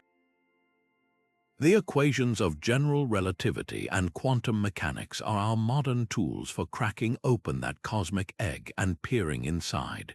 What we find in this unique parallel is not a contradiction to be resolved, but a magnificent convergence to be celebrated. It suggests that the human mind, whether guided by spiritual intuition or scientific inquiry, repeatedly circles back to the same profound concept when confronted with the ultimate question of origins. Both frameworks reject the idea of a universe without a beginning or a history. Both point to a moment of genesis, a transition from nothingness or chaos into order and complexity. The myth gives us a narrative rich with meaning and metaphor, connecting the birth of the cosmos to the cycles of life we see around us. The science gives us a detailed, evidence-based timeline and mechanism, from the first fractions of a second after the expansion began to the formation of the first atoms. One explanation feeds the soul with its poetry, the other feeds the intellect with its precision. Together, they offer a more complete picture than either could alone, acknowledging that our understanding of such a monumental event can be approached from multiple angles, each enriching the other and deepening our awe at the spectacular story of our cosmic birth. Imagine for a moment the sheer gravitational power required to pull every planet in our solar system into a single, straight line. The forces involved would be unimaginable, a cosmic tug of war capable of distorting orbits and wreaking havoc across the entire system. This is the terrifying premise behind one of the most persistent doomsday scenarios, the catastrophic planetary alignment. From ancient astrological texts to modern internet forums, the idea that the combined gravitational pull of the planets could trigger earthquakes, volcanic eruptions, or even flip Earth's poles has fueled centuries of anxiety. The myth taps into a deep, primal fear that the orderly clockwork of the heavens could somehow malfunction, turning the very forces that keep us in orbit against us. This notion assigns a malevolent agency to the planets, transforming them from silent, wandering worlds into potential arbiters of global destruction, their alignments becoming celestial omens of impending doom. The reality, as revealed by the cold, hard mathematics of orbital mechanics, could not be more different or more reassuring. The fundamental reason this doomsday scenario is impossible boils down to two simple, yet profound, factors: distance and the inverse square law of gravity. The planets are not huddled together, they are separated by staggering, almost empty voids. At their very closest approach, Venus is still nearly 25 million miles from Earth. The gravitational force one object exerts on another decreases with the square of the distance between them. This means that if you double the distance, the gravitational pull becomes 4 times weaker. By the time you're dealing with the vast separations between planets, their gravitational influence on each other, and especially on Earth, becomes vanishingly small, a mere whisper in the cosmic wind. To put it in perspective, the gravitational pull of the mountain you drive past on your daily commute exerts a more significant force on you than the planet Mars does, even when it is at its closest. The combined gravitational effect of every other planet in the solar system aligning perfectly is still utterly negligible compared to the overwhelming, dominant influence of our nearby moon and our parent star, the Sun. It is the moon's gravity that masterfully commands our ocean tides every single day, a force we live with constantly without catastrophe. So why does this myth persist with such tenacity, resurfacing with every new alignment prediction? Its endurance is a powerful case study in the psychology of fear and pattern recognition. The human brain is a magnificent pattern-seeking machine, a trait that has been essential for our survival. However, this same trait can lead us to perceive connections where none exist, a phenomenon known as apophenia. If a major earthquake occurs around the same time as a notable planetary alignment, our minds are hardwired to link the two events, creating a compelling story of cause and effect. We remember the coincidences that seem to confirm the myth and quickly forget the countless alignments that pass without incident. This is compounded by confirmation bias, where we actively seek out information that supports our existing fears and dismiss the overwhelming evidence that contradicts them. The myth thrives because it offers a simple, dramatic narrative for complex and frightening natural disasters, providing a seemingly logical, albeit entirely incorrect, explanation for events that feel random and terrifying. Astronomy's response to this fear is not a story but a spreadsheet. Through precise calculations of mass and distance, scientists can, and do, compute the exact minuscule gravitational forces at play during any proposed alignment. The numbers consistently show that the tidal forces exerted on Earth by other planets are fractions of a percent of those exerted by the Moon. There is no mysterious, amplified effect when planets gather on one side of the Sun. The laws of physics are additive and predictable, not multiplicative and chaotic. This demystification through calculation is a profound gift. It replaces a universe of capricious, threatening celestial gods with a cosmos governed by knowable, reliable laws. It allows us to look up at a gathering of planets in the dawn sky not with dread, but with pure, unadulterated wonder. We can appreciate the beautiful, rare line of sight geometry for what it is: a breathtaking visual spectacle, a chance to see multiple worlds sharing the same patch of sky, a demonstration of the elegant clockwork of our solar system. The myth attributes intention to the planets, making them actors in a cosmic drama. The science reveals a truth that is, in its own way, even more impressive.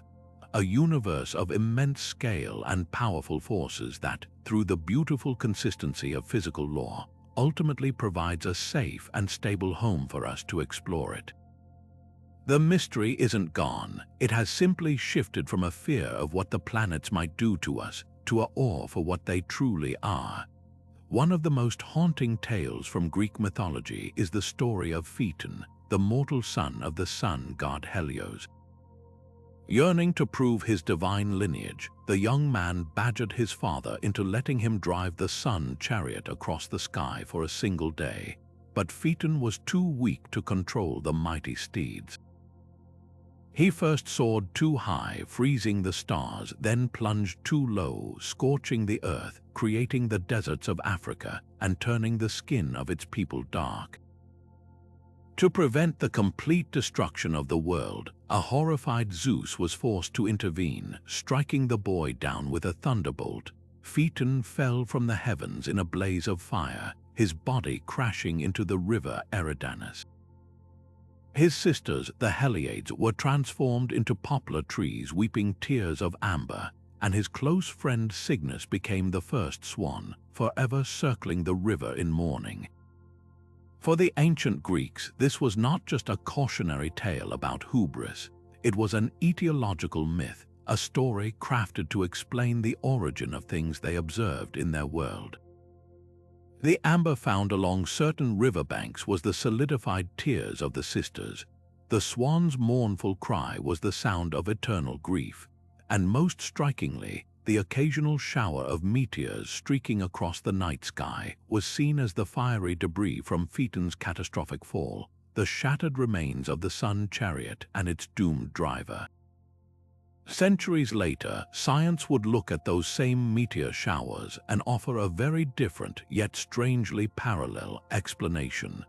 We now understand them as the debris left behind by comets, icy wanderers that shed dust and rock as they travel through the inner solar system. When Earth's orbit intersects one of these debris trails, the particles burn up in our atmosphere, creating the fleeting streaks of light we call shooting stars. But the most fascinating parallel lies not in the explanation for the debris, but in the very concept of a lost celestial body. The myth of Phaeton is at its heart a story about a missing planet, a catastrophic event that left a void in the heavens and scattered wreckage throughout the solar system. This impulse to explain a gap in our knowledge, to find a reason for the celestial rubble we see, is a drive that connects the ancient storyteller to the modern astrophysicist. We have our own myths of lost planets, but ours are built not on narrative but on mathematical models and gravitational clues. The most famous of these scientific ghost stories is the asteroid belt between Mars and Jupiter. For centuries, astronomers looked at that vast gap and wondered why no large planet had formed there.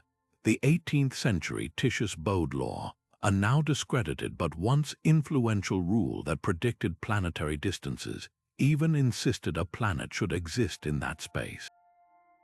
The subsequent discovery of Ceres in 1801 was initially celebrated as that missing world, until it was realized it was far too small, and soon thousands of other small bodies were found sharing its orbit.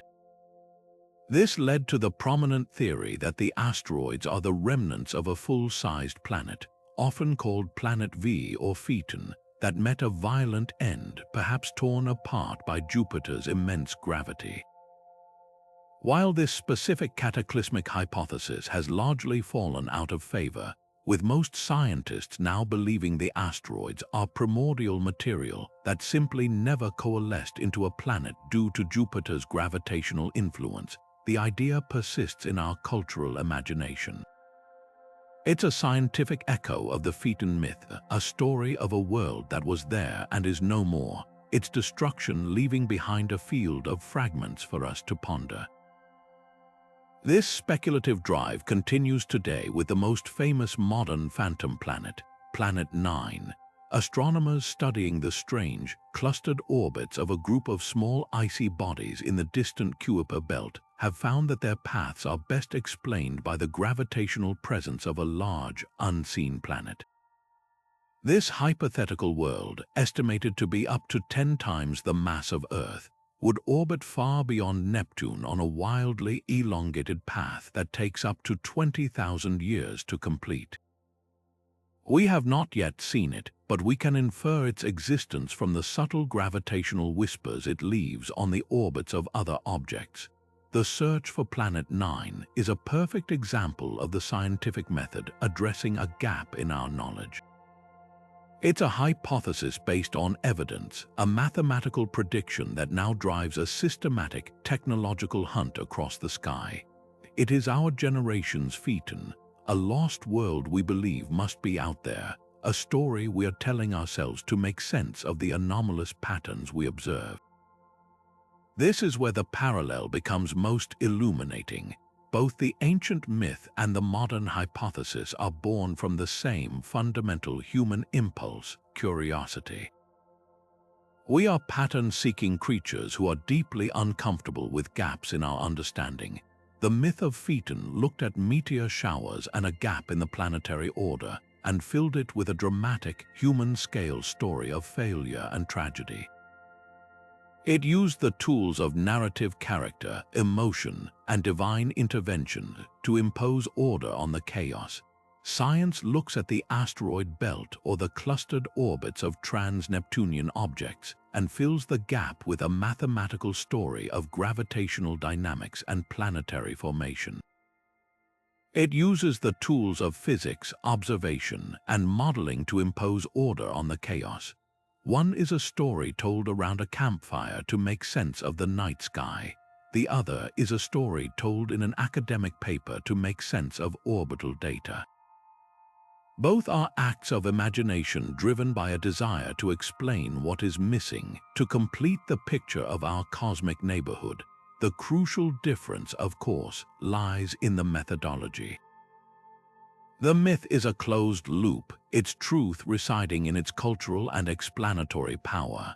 The scientific hypothesis is an open invitation, a testable prediction that will ultimately be confirmed by direct observation or discarded in favor of a better theory. One gives us a final answer rooted in story, while the other gives us a provisional answer rooted in evidence, forever subject to revision as our knowledge grows.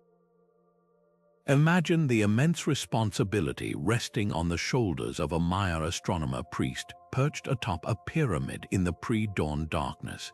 His role was not merely to observe the stars, but to act as the vital conduit between the celestial and the earthly realms.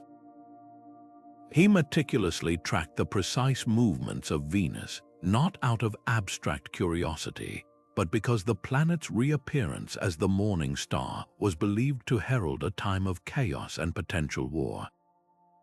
Based on his calculations, a king might delay a military campaign or a community might prepare for a period of unrest.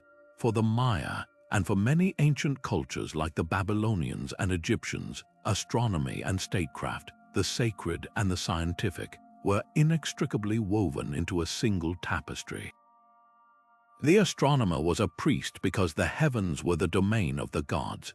To read the sky was to read the divine will. Their observations, incredibly precise and recorded over generations, were in service of divination, unlocking prophecies, determining auspicious dates for planting and harvest, and legitimizing the rule of kings who derived their power from these celestial mandates.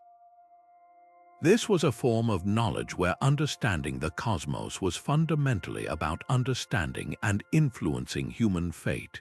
The dawn of the modern scientific age, particularly from the Renaissance onward, initiated a profound schism in this ancient union. The invention of the telescope by Galileo Galilei was more than just a new tool. It was a philosophical revolution in a lens. It allowed humanity to see beyond the limitations of the naked eye, to discover moons around Jupiter and craters on our own moon, observations that directly challenged the Aristotelian and church-sanctioned view of perfect, immutable heavens. This new way of seeing demanded a new kind of priesthood. The authority shifted from interpreting sacred texts and ancient traditions to relying on empirical evidence, mathematical calculation, and peer-reviewed verification. The modern astronomer, working with data from space telescopes and international collaborations, seeks to understand the universe's mechanisms, not its messages.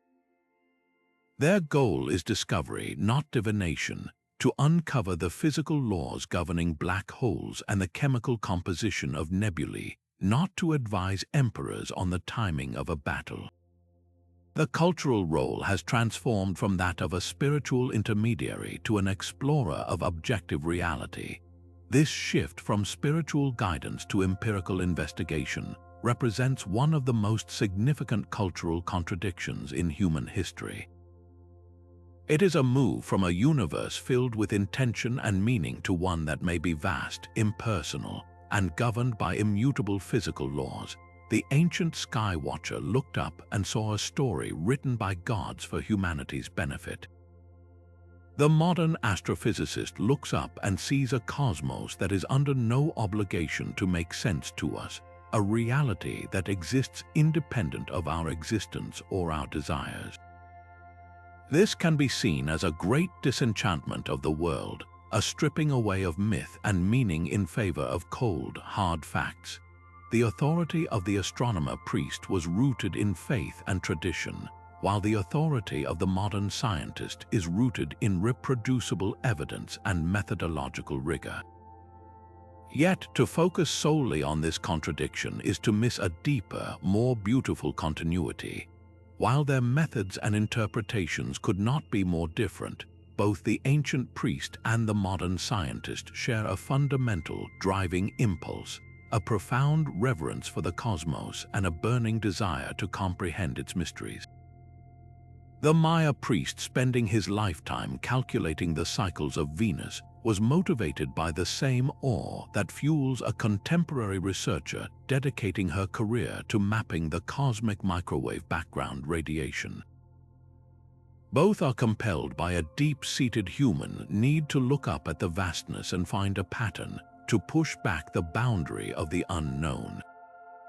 The tools have changed from stone calendars to supercomputers, and the answers we seek have transformed from prophetic omens to the laws of physics, but the questions themselves, where did we come from?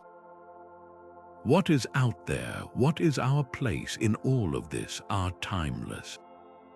This shared lineage of wonder connects the astrologer-astronomers of Babylon to the team operating the James Webb Space Telescope, reminding us that the pursuit of knowledge, in all its forms, is one of humanity's most noble and enduring endeavors, a journey that continues to evolve while forever retaining its capacity to inspire absolute awe. Some cultures carry stories of a time when two suns crossed the sky, a memory so deeply woven into their traditions that it speaks of a fundamental shift in the cosmos itself. Certain Native American tribes, for instance, tell of a powerful second sun that once blazed alongside our own, creating an unbearable heat that scorched the earth until a cultural hero, often a coyote or a rabbit, was forced to intervene, shooting an arrow to dim its light or break it into the myriad pieces that became the stars. These are not isolated tales. similar legends of a twin star or a vanished sun echo from Aboriginal Australian Dreamtime stories to ancient Mesopotamian texts. For these cultures, these narratives were profound explanations for the world they saw, accounting for the existence of the stars or the delicate balance of a single sun that provides warmth without destruction. They represent a deep, ancient intuition that our familiar sun might not always have been alone, that its solitary reign could be the result of a forgotten celestial event. This mythic notion of a stellar companion finds a startling, albeit speculative, echo in a modern scientific hypothesis known as the nemesis theory, proposed in the 1980s by paleontologists seeking to explain a perceived periodicity in mass extinction events on Earth. The theory suggested our sun might have a distant, dark companion. This hypothetical object, dubbed Nemesis, was envisioned as a small, dim red dwarf or even a brown dwarf star, orbiting our sun in a vast, elliptical path that takes it through the outer reaches of the Oort cloud every 26 million years or so. The gravitational disturbance of this passage, the theory went, would dislodge a shower of comets, sending a barrage of icy impactors hurtling toward the inner solar system, with catastrophic consequences for life on our planet.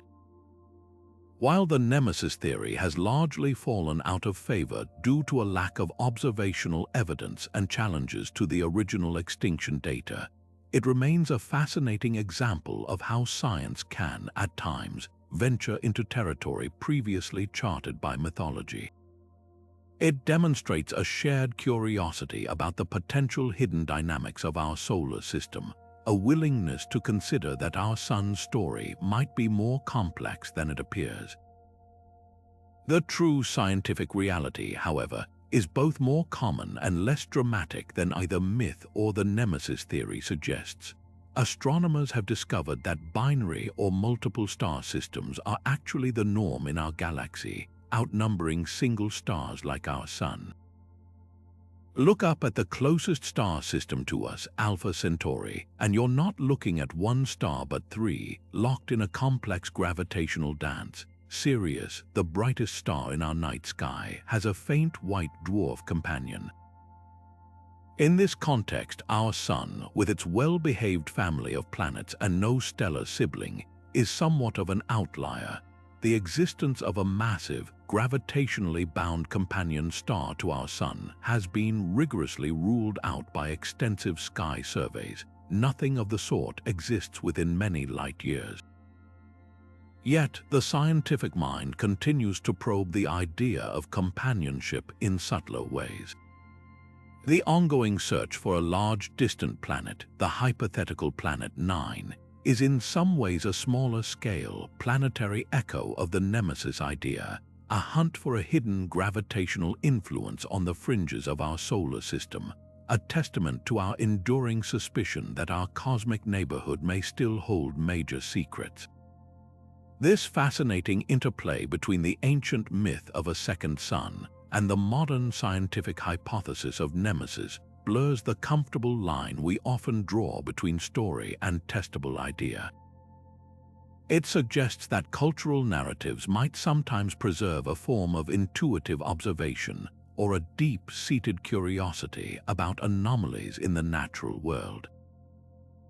Perhaps the myth of a second sun arose from a witnessed astronomical event, like the brilliant daytime appearance of a supernova or a particularly close pass of a comet that split into fragments, creating the illusion of multiple light sources. Or perhaps it represents a more philosophical grappling with the patterns we see elsewhere. If so many other stars have partners, why not our own? The myth provides the question, the narrative framework.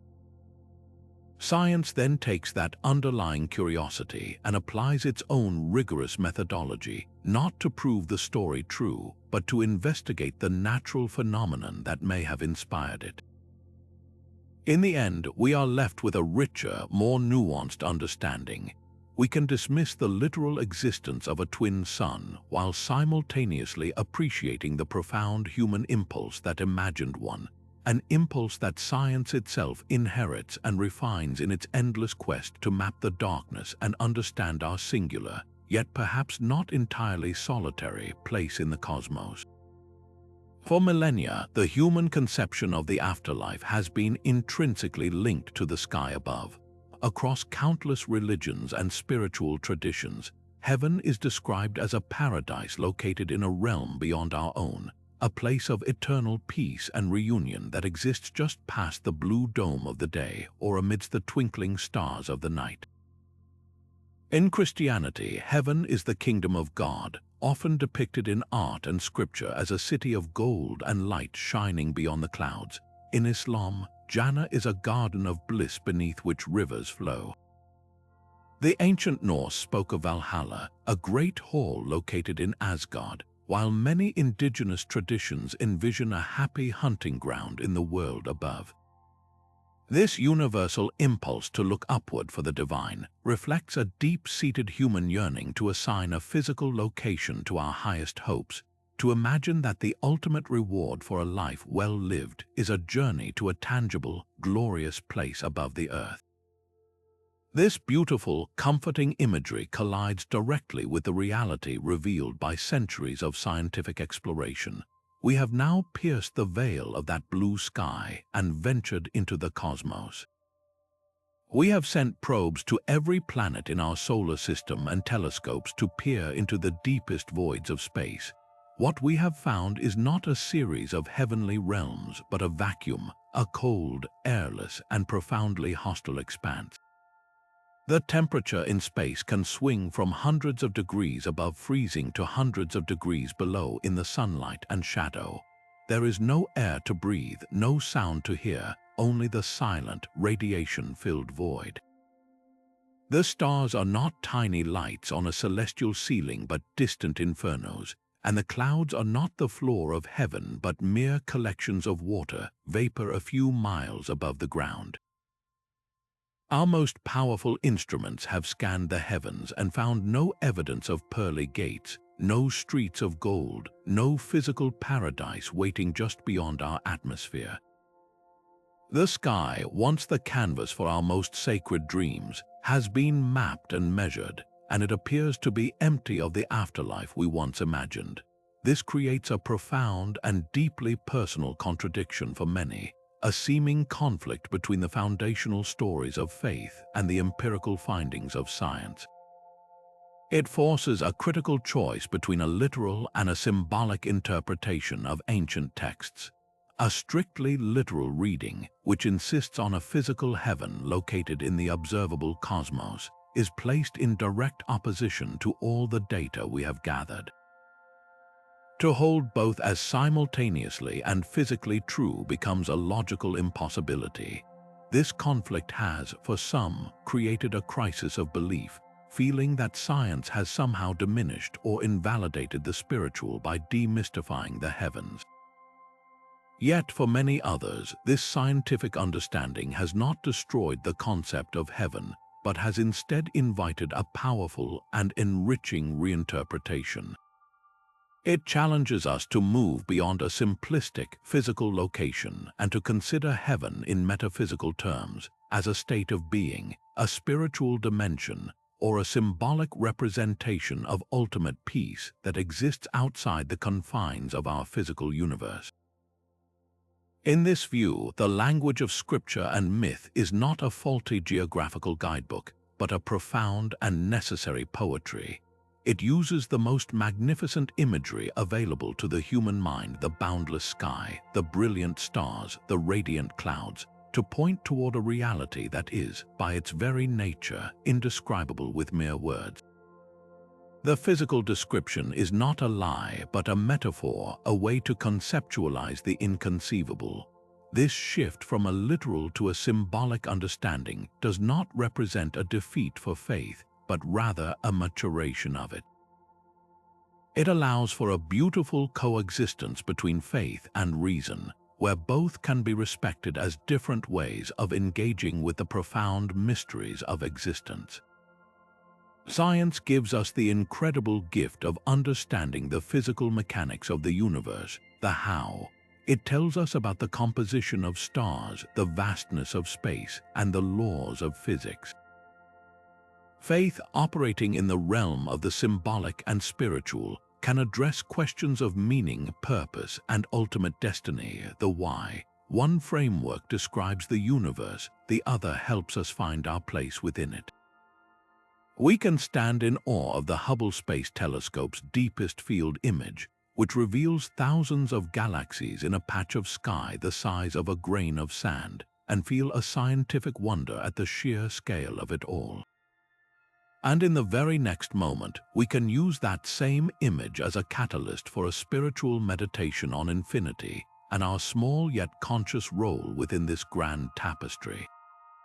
The contradiction melts away when we see that science and symbolic faith are not arguing about the same thing. They are two different languages, one describing the anatomy of the cosmos and the other describing its soul. This allows us to fully embrace the wonders revealed by science without feeling that we must sacrifice the poetry, the meaning, and the hope that has been written in the stars by the human heart for thousands of years. Slithering through the mythologies of cultures across the globe, we find a creature of immense power and mystery, the cosmic serpent. In the cold, harsh world of the Norse, this took the form of Jörmungandr, the Midgard serpent, a child of the trickster god Loki, who grew so enormous that he could encircle the entire earth and grasp his own tail. His very presence in the ocean depths was believed to cause tidal waves and storms, a physical embodiment of the chaotic forces that threatened the order of the gods and humans alike. His story culminates in the apocalyptic event of Ragnarök, where he is destined to release his tail and rise from the sea, poisoning the sky and oceans before engaging in a fatal battle with his eternal foe, the thunder god Thor. This was a narrative that gave a terrifying, yet understandable, face to the natural disasters that plagued the seafaring Norse people. On the other side of the world, in the sun-baked landscapes of Australia, Aboriginal Dreamtime stories speak of the rainbow serpent, a vastly different but equally powerful being. This serpent is a creator, not a destroyer. As it moved across the featureless early Earth, its body carved out the rivers and valleys, its eggs became the hills, and where it rested, it created waterholes essential for life. It was associated with fertility, rain, and the life-giving power of water, and its arc across the sky after a storm was seen as a bridge between the earthly and spiritual realms. From the Aztec feathered serpent god Quetzalcoatl, who brought knowledge and wind, to the Hindu Nagas, divine serpents associated with water and fertility, this recurring motif reveals a universal human tendency to project the most primal, powerful, and often ambivalent forces of nature onto a form that is both familiar and deeply otherworldly. When we turn from these ancient stories to the canvas of the night sky, we find that the serpent's form is written there as well, not in scales and flesh, but in gas, dust, and plasma. One of the most stunning examples is the Medusa Nebula, a sprawling cloud of glowing gas that, with a little imagination, appears as the writhing, snake-like locks of its mythological namesake. Then there is the aptly named Snake Nebula, a dark, sinuous lane of interstellar dust that slithers across the Milky Way, blotting out the light of the stars behind it and creating a stark, serpentine silhouette against the stellar backdrop. But the connection goes even deeper than mere visual resemblance. Consider the incredible, undulating ribbons of green and purple light that make up the aurora borealis. To the scientific mind, these are charged particles from the sun tracing the lines of Earth's magnetic field. But if you were an ancient person with no knowledge of electromagnetism, seeing those luminous, ethereal tendrils dancing and flickering across the heavens, what else could they possibly be but the shimmering scales of a colossal, celestial serpent moving through the realm of the gods? Even the path of a comet with its long, brilliant tail stretching across the sky for weeks could easily be interpreted as a great serpent in motion, a divine messenger or omen. These natural phenomena provided the raw, awe-inspiring visual data that our pattern-seeking brains instinctively shaped into the most powerful and potent symbol our species has ever known. This is where the apparent contradiction between myth and science transforms into something far more profound, a magnificent demonstration of two complementary human faculties. The ancient mythmakers were masters of narrative and personification. They looked at the complex, often frightening patterns of the natural world, the winding path of a river, the coiled shape of a hurricane, the magnetic curves of the aurora, and they did what humans do best: they told a story about it. They gave it a name, an intention, a role in a larger cosmic drama. Yermungandr wasn't just a way to explain tides, he was a character in a grand saga about order versus chaos. The rainbow serpent wasn't just a metaphor for erosion. It was a sacred ancestor whose creative journey literally shaped the world and the law. This narrative approach provided meaning, context, and a way to integrate the wonder of the cosmos into the cultural and spiritual life of a people. It was a way of knowing the universe through the heart. Science, by contrast, is the tool of analysis and mechanism. It looks at those same serpentine patterns and asks not who, but how and why. It uses the language of mathematics and physics to decode the aurora, revealing it as a solar-terrestrial interaction. It studies the nebula not as a monster, but as a stellar nursery or the remnant of a dying star. It understands a comet's path not as a purposeful journey, but as a predictable orbit governed by gravity. This analytical approach provides understanding, prediction, and a way to manipulate the world around us. It is a way of knowing the universe through the mind. One is not superior to the other. They are two different modes of engagement. The myth gives us the poetry, the emotional resonance, and the cultural anchor. The science gives us the operating manual, the predictive power, and the humbling scale. We are incredibly fortunate that we no longer have to choose between them. We can look at the aurora and feel the ancient chill of seeing a sky serpent, while simultaneously understanding the incredible journey of those solar particles along our planet's magnetic field. We can appreciate the rainbow serpent's creative journey as a beautiful allegory for the geological forces that actually carved the Australian outback over millions of years. The story gives the phenomenon its soul, and the science gives it its body. Together, they offer us a complete, rich, and deeply human way to experience the overwhelming complexity and beauty of the universe we are so privileged to inhabit. Perhaps one of the most intimate and personal of all celestial myths is the belief that human consciousness itself can voyage to the stars, untethered from the physical body. This concept, known as astral projection or out-of-body experience, is a cornerstone of many esoteric and spiritual traditions. Practitioners describe a sensation of their awareness, their essential self, lifting free from its mortal shell to float above the bed, soar over cities, and even travel to other planets or dimensions. In these traditions, the soul is not bound by the laws of physics. It is a non-material essence that can traverse the cosmos at the speed of thought, accessing hidden realms of knowledge and connecting with other consciousnesses.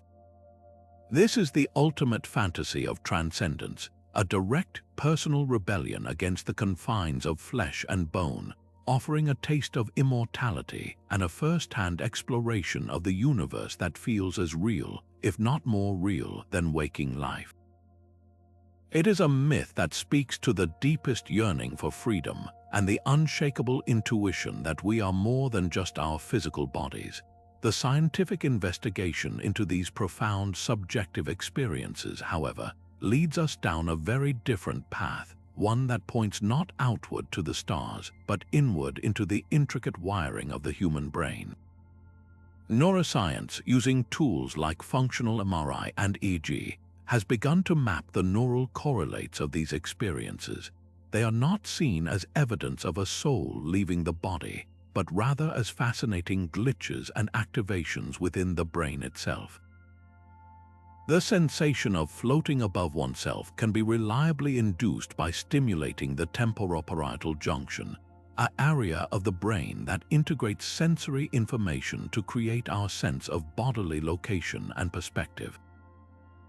When this region is disrupted through electrical stimulation, neurological conditions like epilepsy, or even sensory deprivation, the brain's map of the self becomes distorted, generating the vivid illusion that the self is located outside the physical body.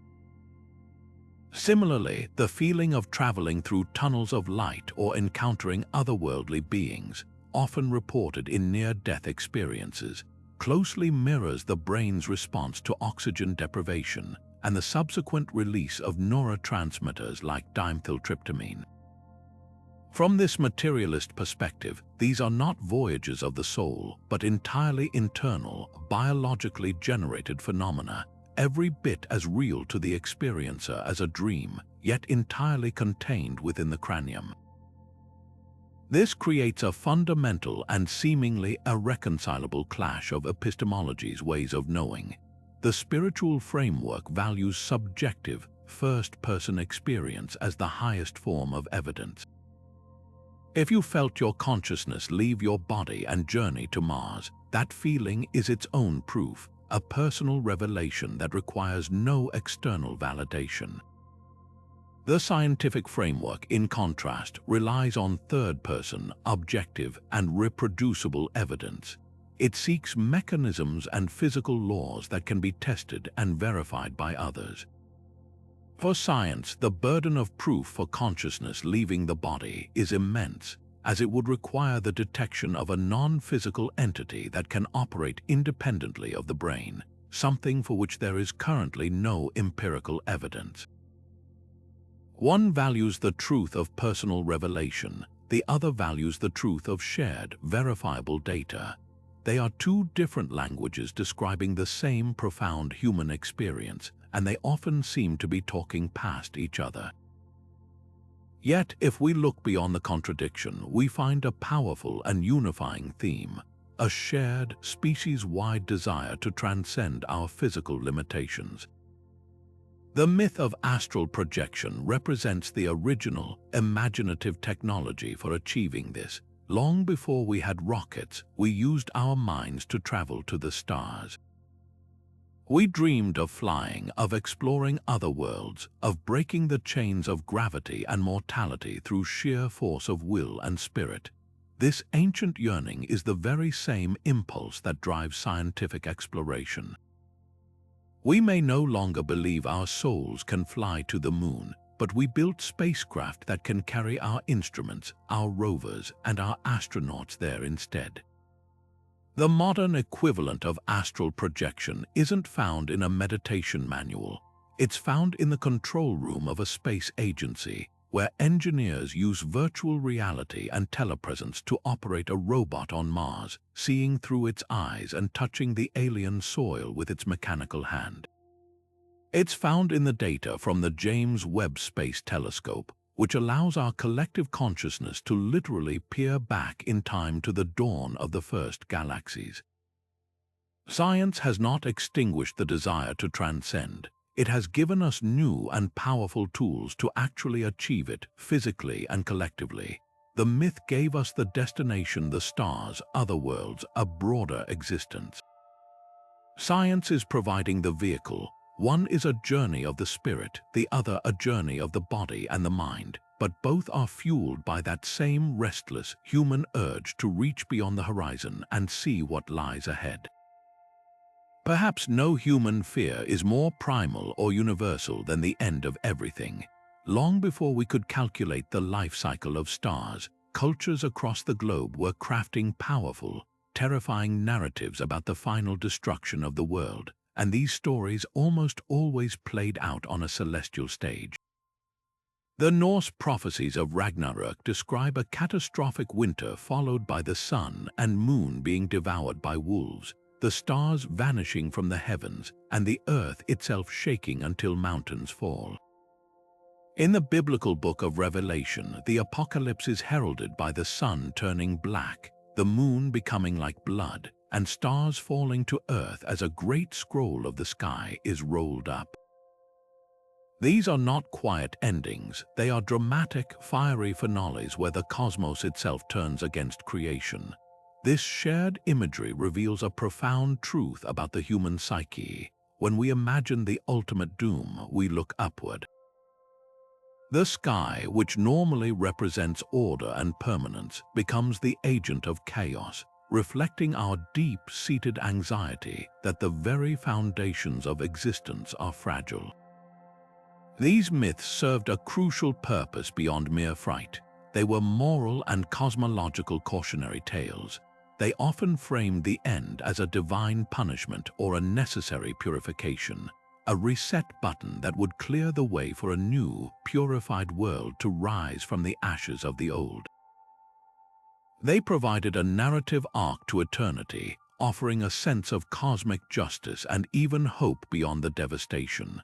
The scientific portrait of our universe's end, while devoid of wolves and wrathful angels, is in many ways more staggering in its scale and inevitability. Astronomy tells us that our planet's ultimate fate is sealed not by prophecy but by the life cycle of our own star. In about 5 billion years, the Sun will exhaust the hydrogen fuel in its core. It will then swell dramatically into a red giant, its outer layers expanding to engulf the orbits of Mercury, Venus, and almost certainly Earth. Our world will be vaporized, returned to the stellar plasma from which it formed. The Sun will later shed its outer layers, leaving behind a fading ember of a white dwarf that will cool over trillions of years. But this is just the end of our local story. The ultimate fate of the entire universe is governed by the laws of thermodynamics. The prevailing theory points toward a heat death, a state of maximum entropy where the universe has expanded so much that all energy is evenly distributed, all stars have burned out, and no more work can be done. It will be a vast, dark, and profoundly cold emptiness, a static equilibrium where time itself becomes meaningless because nothing ever changes again. This is not a narrative with a moral or a rebirth. It is a slow, impersonal fade to black dictated by unbreakable physical laws. On the surface, these two visions, the mythic and the scientific, could not be more different. One is a story filled with drama, morality, and agency. The other is a sterile, mechanical process of energy dissipation. One offers a conclusion, the other offers an cessation. Yet, when we look closer, we see a profound parallel that transcends their differences. Both are fundamentally human attempts to grapple with the concept of finitude. Whether through the poetic language of stars falling from the sky or the mathematical language of entropy increasing, we are staring into the same abyss and trying to make sense of it. The myth does so by creating a story we can understand, one that mirrors our own lives with their conflicts, resolutions, and cycles of death and rebirth. It makes the end meaningful by integrating it into a larger moral or spiritual order. Science does so by providing a mechanism, a cause and effect explanation that satisfies our logical need to understand how things work, even if the answer offers no comfort. Both are born from the same courageous impulse to look directly at the prospect of our own oblivion and not just flinch away. This parallel reveals something essential about our place in the cosmos. We are the only species we know of that is burdened and blessed with the knowledge of our own eventual end, from our individual lives to our entire civilization and planet. This knowledge forces us to confront the biggest questions of meaning and purpose. The apocalyptic myths were our first way of building a raft of story to navigate those terrifying waters. They allowed us to domesticate the fear, to give it a shape and a name, and to find a way to see our own struggles reflected in the fate of the cosmos itself. Science has now given us a new, more accurate map of those waters, but the journey is the same. Our drive to understand the ultimate fate of the universe, from studying the accelerating expansion driven by dark energy to modeling the final state of black holes, is the modern extension of this ancient quest. It is not a replacement for myth, but its evolutionary descendant. We are still seeking meaning, but now we look for it in the equations that describe the universe's birth and its potential death. We find awe not in the idea of gods battling at the end of time, but in the breathtaking scale of a cosmic story that spans billions of years, a story in which we play a fleeting yet conscious part.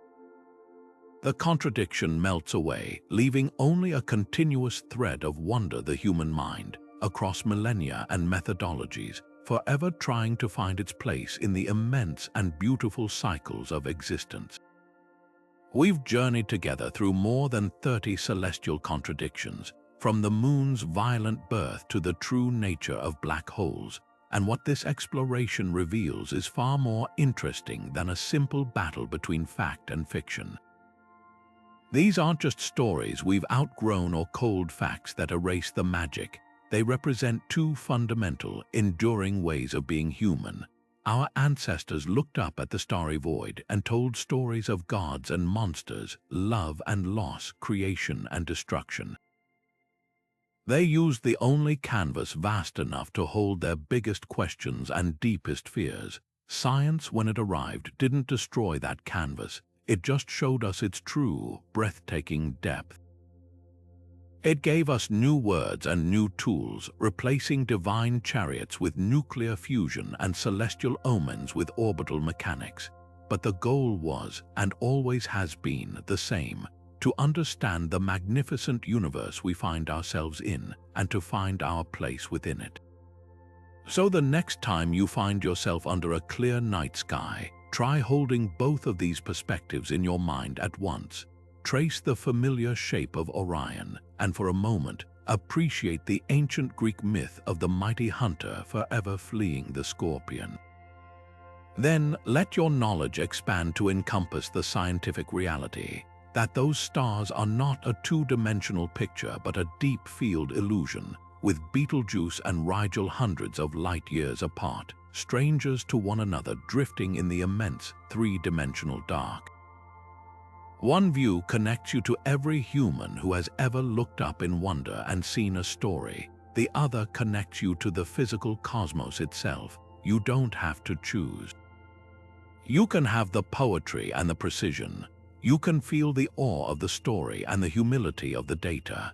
That is the true gift of this journey, realizing that our understanding of the cosmos is richest when we allow it to be multifaceted. When we see that a myth is not a failed hypothesis, and a scientific truth is not a cold, dead end. They are different languages, both trying to describe the indescribable. This conversation between the stories we tell and the truths we discover is ongoing. It didn't end with Galileo's telescope or the Hubble Deep Field image. It continues every time a new generation looks up and wonders. Every time a scientist discovers something that forces us to rewrite the textbooks, and every time an old story is rediscovered and understood in a new light. Our celestial contradictions are not problems to be solved, but dialogues to be cherished. They are proof of our endless curiosity, our resilience, and our profound need to weave meaning from the light of distant suns. So keep looking up, keep telling stories, and keep asking questions. The universe is vast enough to hold all of it: the myth, the math, and the endless, wonderful mystery. If this journey through the stars has sparked your curiosity, we'd love to hear from you. Share your own favorite celestial story or moment of cosmic wonder in the comments below, and be sure to subscribe for our next deep dive into the mysteries of space.